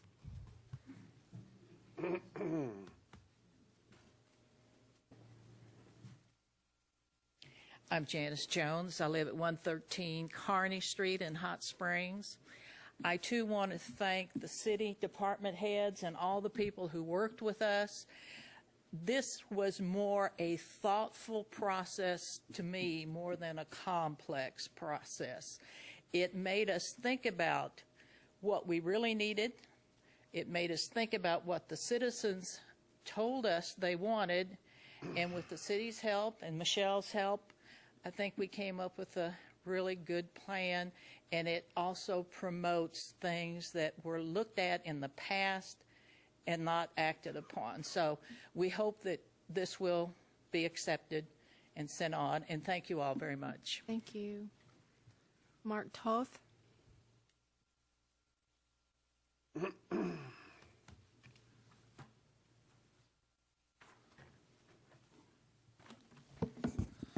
evening. My name is Mark Toth. Once again, I have a slideshow for you. You know how I like to do this. Lance, if you go to the second slide. I have two basic points, and it seems like they're going to be addressed, but I would like to make these points. The neighborhood applications are 20 pages. Rolando's, the city is doing it. I understand the need for the information to meet HUD requirements, but the city's doing it for Rolando's. The neighborhoods had to do it for themselves. This really is quite a burden on the communities and the neighborhoods. I ask you to encourage, and I'm glad to see this will be happening, that this process be simplified for the neighborhoods trying to get this work done. Next slide, please. This is very important. I think every CDBG project should come to you for approval. No discretionary projects. Next slide. Park Avenue improvements, it's come to you. You get to look at it. You're going to approve it. Next one. The bus stop improvements, it's come to you for approval. Next slide. The park improvements in Whittington Valley. Again, they're here. You look at them. You're going to approve them. Next one. Next slide, please. The staff study for impediments to fair housing, it's in here. You've had a chance to look at it. You're going to vote on it. Next item. The program administrative expenses, again, it's in the packet. You're going to vote on it. Next item. Neighborhood infrastructure, that $10,000, is that project going to come back to you for approval? Maybe, maybe not. Maybe you want to be able to say yes. Next slide. I understand that this $50,000 may be shuffled around, but as it's structured now, that $50,000 can be assigned to a project with no input from this board. I think this board should have a say. Please insist that you have a say. Next slide, please. You can look at, that's just a summary of what I've just said, that, you know, the community projects, overhead, that all comes to you for review, public input. The other two projects, maybe, maybe not. But you really should insist that you have a say. Next slide, please. Those are the 2 points I want to make. And a third point. It sounds like, and Kathy can confirm this. Kathy. Hiding back there. It sounds like that they want to combine the $10,000 in neighborhood revitalization and the $50,000 into a larger pool that may be available for neighborhood revitalization. And I think that that would be a very good thing. Our older neighborhoods are finally coming together. These are low and moderate income. They're finally realizing that the neighborhood residents have to take an active role if they want to see their neighborhoods improved. Finding money is extremely difficult. It is. You know, neighborhoods don't, I've been doing this for 4 years, and after 4 years, I'm developing some of the contacts, my neighborhood, so that we're finding a few other funding sources. But starting off, CDBG is basically the only thing there to start them off. So as much money as you can put towards that goal is money you are investing in our city's future. Thank you. Thank you. Appreciate it. I just want to make it real clear, though, that the board did have a say-so with the money that was used because we put that in the order last year about the city manager being able to take projects with the advice of Kathy, the Planning Commission, and the CBDG board. So that wasn't just undisciplined spending. But the specific, and correct me if I'm wrong, that specific project did not come up to this board for approval, and that's all I'm asking. That's what we left at the discretion of the city manager that we hired to do that. So that's what he's there for. Madam Mayor, I'm just requesting. That's okay. No arguments. I just want to make the statement. We did have it, and we voted on it, and it was in our You voted to give him the discretion to make the decision. Yes. I'm just saying that I think that for transparency's sake, you should put in place a process that it still comes back to you for final approval. Okay. Thank you for your opinion. Okay. Now we have city directors make comment. You have questions of Kathy, I think. They wanted to ask you a couple of questions. Director Garcia. First. Thank you, Mayor. Thank you for the extensive work that's been prepared in the information that was fully documented in our packet. And I wanted to ask on clarification, you had mentioned for consideration in combining item 5 and 8, and that would, to how it's presented now, would that require an amendment to what we have presented to combine 5 and 8 make that $60,000 for municipal infrastructure improvements to encourage business and job growth and neighborhood infrastructure improvements? And yes, and that can be done by a motion. What would be changed is the descriptor in the annual action plan, and then any supporting narrative that goes with that would be adjusted to reflect your amendment if that amendment should pass tonight. And did I understand that it is to be reviewed on how the applications can be made more simple?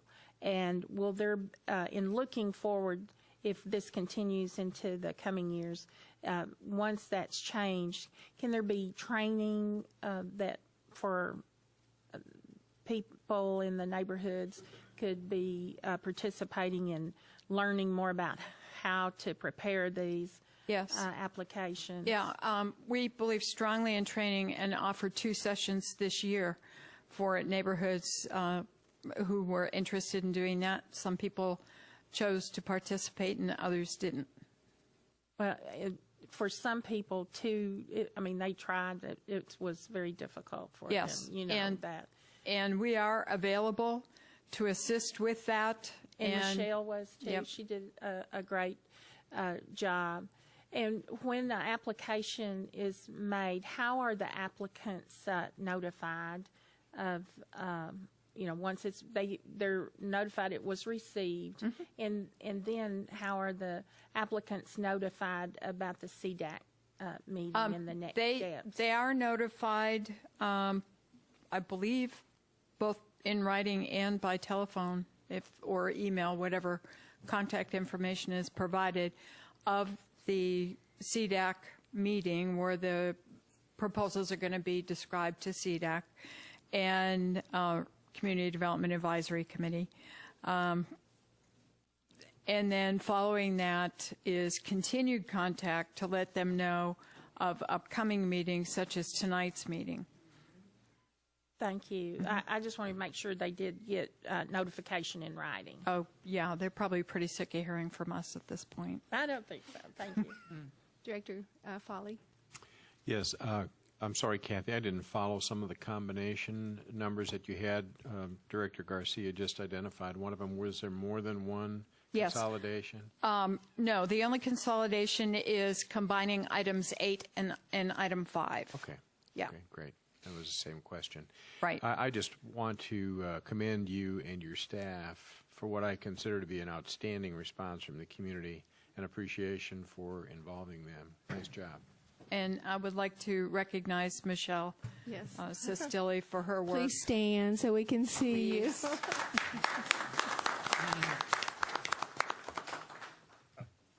Awesome. Okay. Any other questions? Yes, ma'am. Yes, and I will just reiterate what Director Garcia, because she asked some of my questions.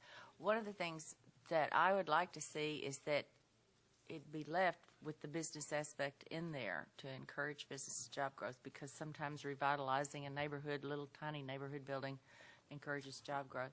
And then in that revitalization, in that package of the 60,000, would there be opportunities for those groups that wanted to apply, but maybe opportunities for like mini MINI grant projects to do something simple instead of having to wait till the next round next year? Could that be set up somehow like that during the year? That is the purpose. Okay. So they could just ask for something for 5,000, 10,000, something small. Yep. Okay. It would be ideal for that. Perfect. Yeah, I just want to ask Kathy one more question. What is the maximum amount that you can allocate to the administrative cost of the 20%? 20%. And administrative cost for the City of Hot Springs appears to be a little less than 11%. Right. Thank you. Yep. Good job. Okay, any other questions? Or I would entertain a motion for the amendment. I move to amend the.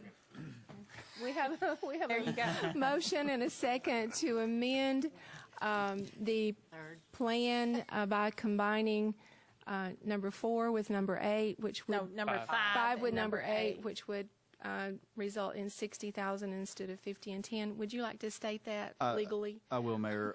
Motion and a second has been made to amend the fiscal year 2014 action plan to combine items 5 and 8 for a total of $60,000 and be recategorized as municipal infrastructure improvements to encourage neighborhood revitalization. Okay. I have a motion and a second to amend. Do we need to call the roll? Yes. Roll call on the amendment, yeah. Please. Davidson. Aye. Jones. Aye. Clark. Aye. McCabe. Aye. Garcia. Aye. Folly. Aye. Carney. Aye. The amendment has passed. Now we'll take a motion and a We already have a motion on the Oh, floor, yeah, but we have- if there's further discussion about the resolution with the amendment, that would be in order. Otherwise, you can call the roll on the resolution as amended. Okay. Oh, I was just going to say that I'm going to be looking at City Manager David Watkins, and I'll be in your office. I know you will. And then he'll find out who's in charge. That's right. Okay. Yeah, please do. At the microphone. Okay. He has a phobia. I think it is wise to have a discretionary fund. When I think back on Anthony Taylor had a great idea, but we didn't have any way to make his great idea work. And what I would foresee, except this particular funding source, now I think we can look at possibly using utility funds to make those type projects work. But as was mentioned earlier, I think we have an opportunity in whether it's Albert Pike or Pleasant Street or Whittington or Central or Park. I think we need some type of ability. We need some type of an ability to kind of close the gap on a project, because it's very difficult to go into older areas and compete with new projects in the hinterlands. And so sometimes there's just a little narrow gap financing that needs to be done. And in our case, we're really talking about putting in the city infrastructure as opposed to a loan to the applicant. And so I hope you do bring some projects. I think that's exactly a component of CDBG that we need to really push. Right. That's all. Okay, good. Okay, hearing no more discussion, would you please call the roll on the amendment as amendment as Resolution as amended. resolution as amended? There you go. Folly. Aye. Davidson. Aye. Jones. Aye. Clark. Aye. McCabe. Aye. Garcia. Aye. Carney. Aye. Adopted. It is adopted. Thank you. Okay. Wow. We made you guys wait a long time for this. Sorry about that. Okay, the next item of business is consider ordinance number 01372. I will entertain a motion to suspend the rules and read by title only. So moved. Is there a second? Second. Okay, all in favor, please say aye. Aye. Any opposed? Okay, council, would you please read the ordinance by title? Ordinance 01372, an ordinance accepting the annexation of certain territory located in Forest Lakes Garden Home Subdivision, Section 2, Phase 1 and 2, to the City of Hot Springs, Arkansas, making same part of the City of Hot Springs, assigning said lands to zoning district, revising the future land use map, assigning said lands to a board district, and for other purposes. That concludes your reading, Mayor. If you now entertain a motion second to adopt and have discussion, if any. Do I have a motion to adopt? Is there a second? Okay, and Ms. Selman. Thank you, Mayor. This is a great project that you have before you. Property owner Robert Malt is voluntarily annexing approximately 16 acres of land adjacent to his existing Forest Lakes Garden Homes neighborhood, which is generally located on Twin Points Road. Planning Commission has taken a look at his request for zoning of R4, medium high-density residential, and finds that it is consistent with plans, adopted plans, is compatible with existing development, and the proposed development is consistent as well with what is around it. So Planning Commission met on October 10th and unanimously accepted the findings of the staff report and is recommending that the Board of Directors zone the subject property R4, medium high density residential, and amend the future land use designation to residential medium high, and that way it will be in compliance with the requirements of the Hot Springs Code. Okay, thank you. Is this the one that Ray Owens is? No. This is the next one. You got to wait till the last. Okay. There's no one signed up. Directors, do you have questions? No. Everybody happy that finally Karen's going to be in the city? Mayor, clarification. This is not. Yeah. Yes. Not just her friends. phase one. Just her friends This are is moving phase in. two. Yes, phase 2. Okay. Hearing no discussion, would you please call the roll? McCabe. In order for Karen to get in the city, yes. Aye. Garcia. Aye. Foley. Aye. Davidson. Aye. Jones. Aye. Clark. Aye. Carney. Aye. Adopted. It is adopted. Okay. The next item of business is to consider ordinance number O1373. I will entertain a motion to suspend the rules and read by title only. All in favor of the motion to suspend the rules, please say aye. Aye. Any opposed? Okay. Council, would you please read the ordinance by title? Ordinance 01373, an ordinance accepting the annexation of certain territory located in Ledge Rock Road to the City of Hot Springs, Arkansas, making same part of the City of Hot Springs, assigning said lands to a zoning district, revising the future land use map, assigning said lands to a board district, and for other purposes. That concludes your reading, Mayor. Okay. Staff person. Motion and a second to adopt. Do I have a motion to adopt? Is there a second? Second. Okay. Ms. Selman. Thank you, Mayor. This is another voluntary annexation. This is on Ledge Rock or Ledger Rock Road. I can't get clarity on that, so we'll call it both. This is a number of lots in Westward Ho Heights subdivision, as well as a parcel of land immediately adjacent to and north of Lot 1 of that subdivision. This is 3 tracts, including right-of-way that connects to developing and partially developed tracts. I want to point out to you that the zoning that was requested, R4, was heard by Planning Commission also on October 10th.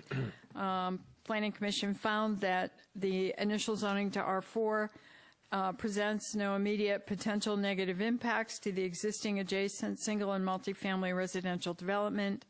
Any residential development density in excess of 12 units per acre in this zone district requires Planning Commission approval of a specific site arrangement. So their recommendation to you is that the R4 zoning that the applicant is requesting be granted and become effective at the time of annexation, that the ordinance is effective.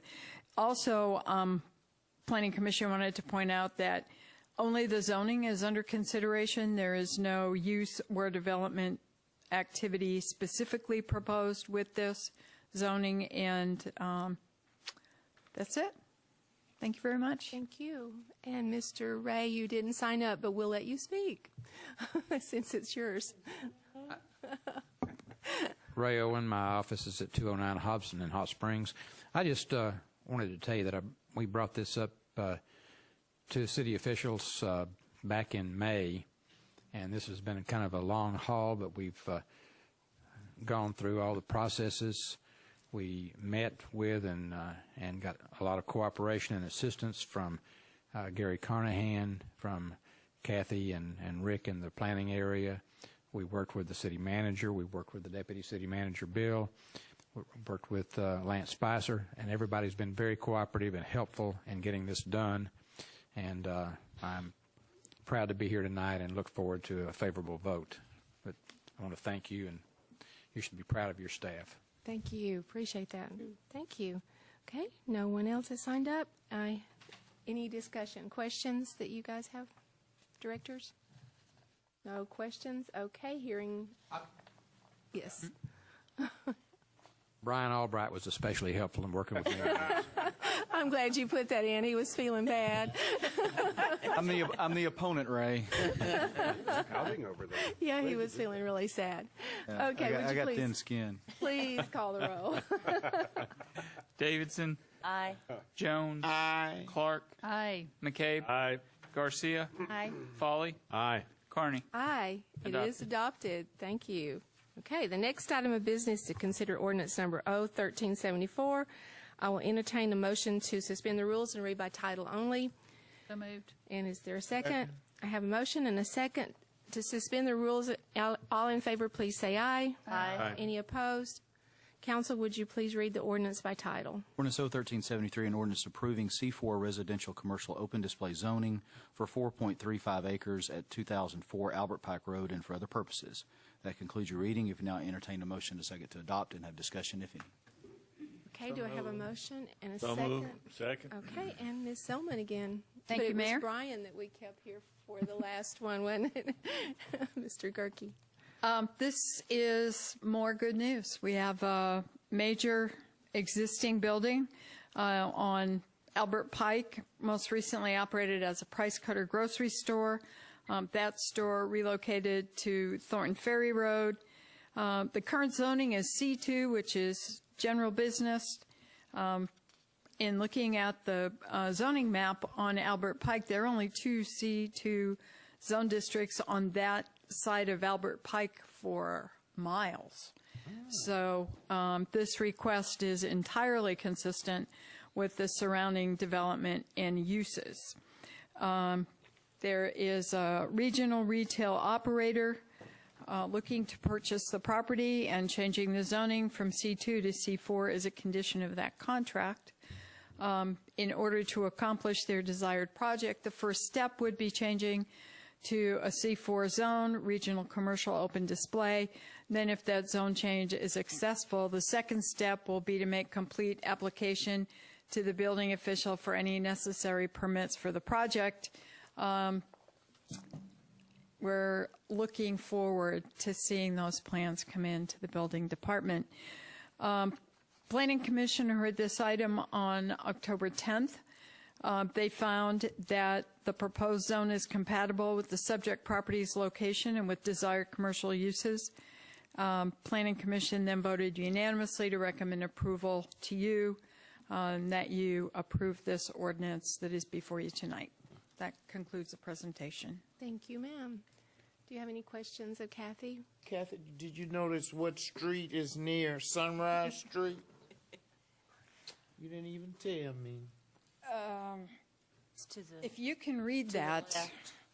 I'm going to have to look at my little map here. Particular. Gilchrist Street, No. is that Albert Pike? Patricia, Woodbury, Michelle, Elaine. Okay, yes. One of the critical components of our transportation network. Yes. Thank you. Okay, thank you, Also Kathy. known as the Yellow Brick Road. There is one correction I need to make with regard to the reading. Your agenda refers to this as ordinance number 1374 under item 23. The actual ordinance in your packet refers to it as ordinance 13-73. It in fact should be -74. So with that correction on the reading, ordinance O-1374. Okay. Mine says that. What is Your in the packet, packet the actual doesn't- packet, the actual didn't- ordinance oh, itself. Okay, says- gotcha. Oh, Okay. the packet. All right. Do we You have any make sure discussion? that's in the minutes, so we don't, years later, we get confused. Yes, sir. Yeah. Okay, any questions? Comments? Okay, hearing no discussion, would you please call the roll? Yes. McCabe. Aye. Garcia. Aye. Folly. Aye. Davidson. Aye. Jones. Aye. Clark. Aye. Carney. Aye. Adopted. It is adopted. Thank you. Oh, didn't it? Charge forward. Okay. The next You're on the next one, too. The next item of business to consider ordinance number 01375. Is that one out of order, too? No, it is It's correct. in order. First of all, we entertain a motion to suspend the rules and read by title only. So moved. Okay, do I have a second? Okay, I have a motion and a second to suspend the rules and read by title only. All in favor, please say aye. Aye. Any opposed? Council, please read the ordinance by title. Ordinance 01375, an ordinance rescinding ordinance number 5945 to reestablish enforcement of rules governing the development of land in the unincorporated portion of the city's adopted planning area, declaring an emergency and for other purposes. That concludes a reading of the title. Mayor, you would now entertain a motion second to adopt and have discussion, if any. There is an emergency clause, which if adopted, I'll need to read separately. Okay, do I have a motion? So moved. Is there a second? Second. Okay, and discussion? Thank you, Mayor. This is a request for the board to consider adopting an ordinance rescinding Ordinance 5945. That ordinance was adopted earlier this year after the legislature passed some laws that significantly amended the city's ability to regulate in the planning area.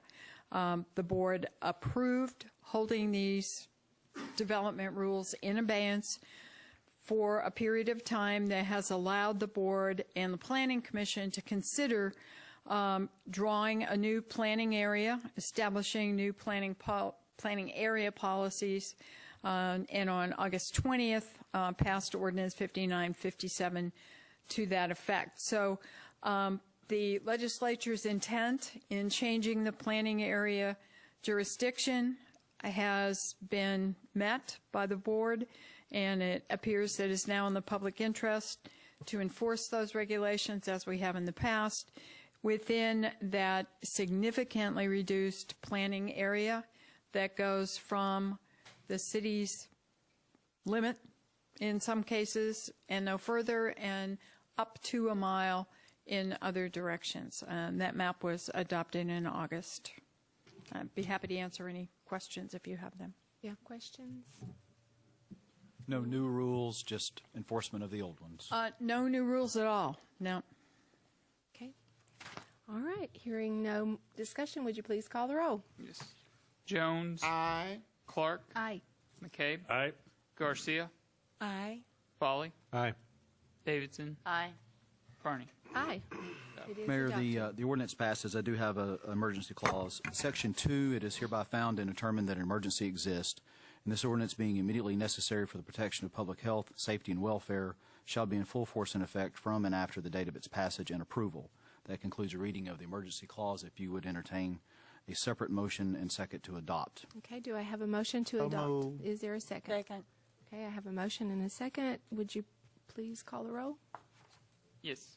Clark. Aye. McCabe. Aye. Garcia. Aye. Folly. Aye. Davidson. Aye. Jones. Aye. Carney. Aye. It is adopted. Okay. The next item of business is consider ordinance number 01376. I will entertain a motion to suspend the rules and read by title only. So moved. And a Second. second? Okay. I have a motion and a second to suspend the rules and read by title only. All in favor, please say aye. Aye. Any opposed? Council, would you please read the ordinance by title? Ordinance 01376, an ordinance authorizing a contract for services with Garland County Economic Development Corporation, waiving competitive bidding and for other matters related thereto. That concludes the reading. You could now entertain a motion second to adopt and have discussion, if any. Do I have a motion to adopt? So moved. Second? Okay. And discussion. Anybody have any questions of Brian? You want to tell us? Mayor, just for the benefit of the public, I know the board is aware that GCEDC provides the economic development services for the city of Hot Springs and has done so for a number of years. This is the 2013 contract for the budgeted amount that was approved in the 2013 budget for $75,000. This will allow the city to pay Garland County Economic Development that amount of money over the course of the remaining portion of 2013 for their services. Any questions at all? Okay. Would you please call the roll? Davidson. Aye. Jones. Aye. Clark. Aye. McCabe. Aye. Garcia. Aye. Folly. Aye. Carney. Aye. It is adopted. Okay. All right. That concludes the business section of tonight's meeting. And are there any comments from board members that you would like to make? Yes, I would. I attended a, what was it called? Pat McCabe was the moderator. The Community Health Needs Assessment? Yes, it was Focus group? Community Health Needs Assessment, and it was very interesting, and you did a great job. I didn't know you could do stuff like that. But it was so good, Pat. I'd like to attend the next one. See, nobody had the gavel in that meeting. That's the reason. Did he take your blood pressure? I needed it probably. I just wanted to mention, oh, go ahead, Director Garcia. I wanted to thank the State Department of Tourism for bringing the roadshow to Hot Springs today, and they screened upcoming advertisements for tourism in Arkansas, and Hot Springs is prominently placed in the statewide advertising as well as the regional for Central Arkansas. So I think that was a well done. And also congratulations to Mid-America Museum for raising the matching funds for the R.J. Reynolds grant and the exciting work that's beginning on the expansion and refresh of the museum. Yeah, it was really nice today. They had a press conference that was very good. I wanted to mention this, and it was really neat for our police officers who ride motorcycles. I didn't realize they have to buy their own jackets in the wintertime, and the Ouachita Victory Riders and Greason's cycle had a project to raise over $1,500. It was probably closer to $2,000, and presented that to all, is it 7 policemen we have on bikes? I think it's 7. Do you know? I believe that's right. I think it is. And so they presented that to the officers on Saturday after they had a bike ride from, I forgot where, and it ended at, was in the newspaper, Smoking in Style. And they had music, and they had lots of bike riders in leather jackets, and I went, and it was really nice. And they're going to do that every year. They're going to find some need that the city has, or some, or even county. They're going to find the need and help supply that for officials and employees of the city. And it was really nice. So they did a good thing. There you go. Anything else? You want me to ask them about you a jacket too? No, ma'am. Okay. The jackets are not for the officers. The jackets are for the police department. Just The to police clarify that. Yeah, but just the ones that Officers, ride the yes. bikes, not the officers, right? Stays with the department. Stays with the department, but they ride the bikes and they have to have them. So. Yes. Would you like to say something? I probably shouldn't. Go ahead. No, I'm just teasing. So we just have, it stays with the department. We just got to make sure we have officers of the same size That's what I was thinking. in the future. Much like our bulletproof vest. Yes. Yeah, Well, I think, did they not buy these for individuals or not? Or they bought it from everybody? No, ma'am. I don't know. Okay, whatever. Let's adjourn. I move that we do. Yes, Thank you. okay. There being no further business, and everybody said what they would like to say, we have a public comment section immediately following the adjournment of our meeting tonight, and Mr. Lewin is here, as normal. Okay, I would accept a motion to adjourn. I gave you one. Second. Oh, and a second? Yep. We have a motion and a second. All in favor, please say aye. All right. Aye. We are adjourned.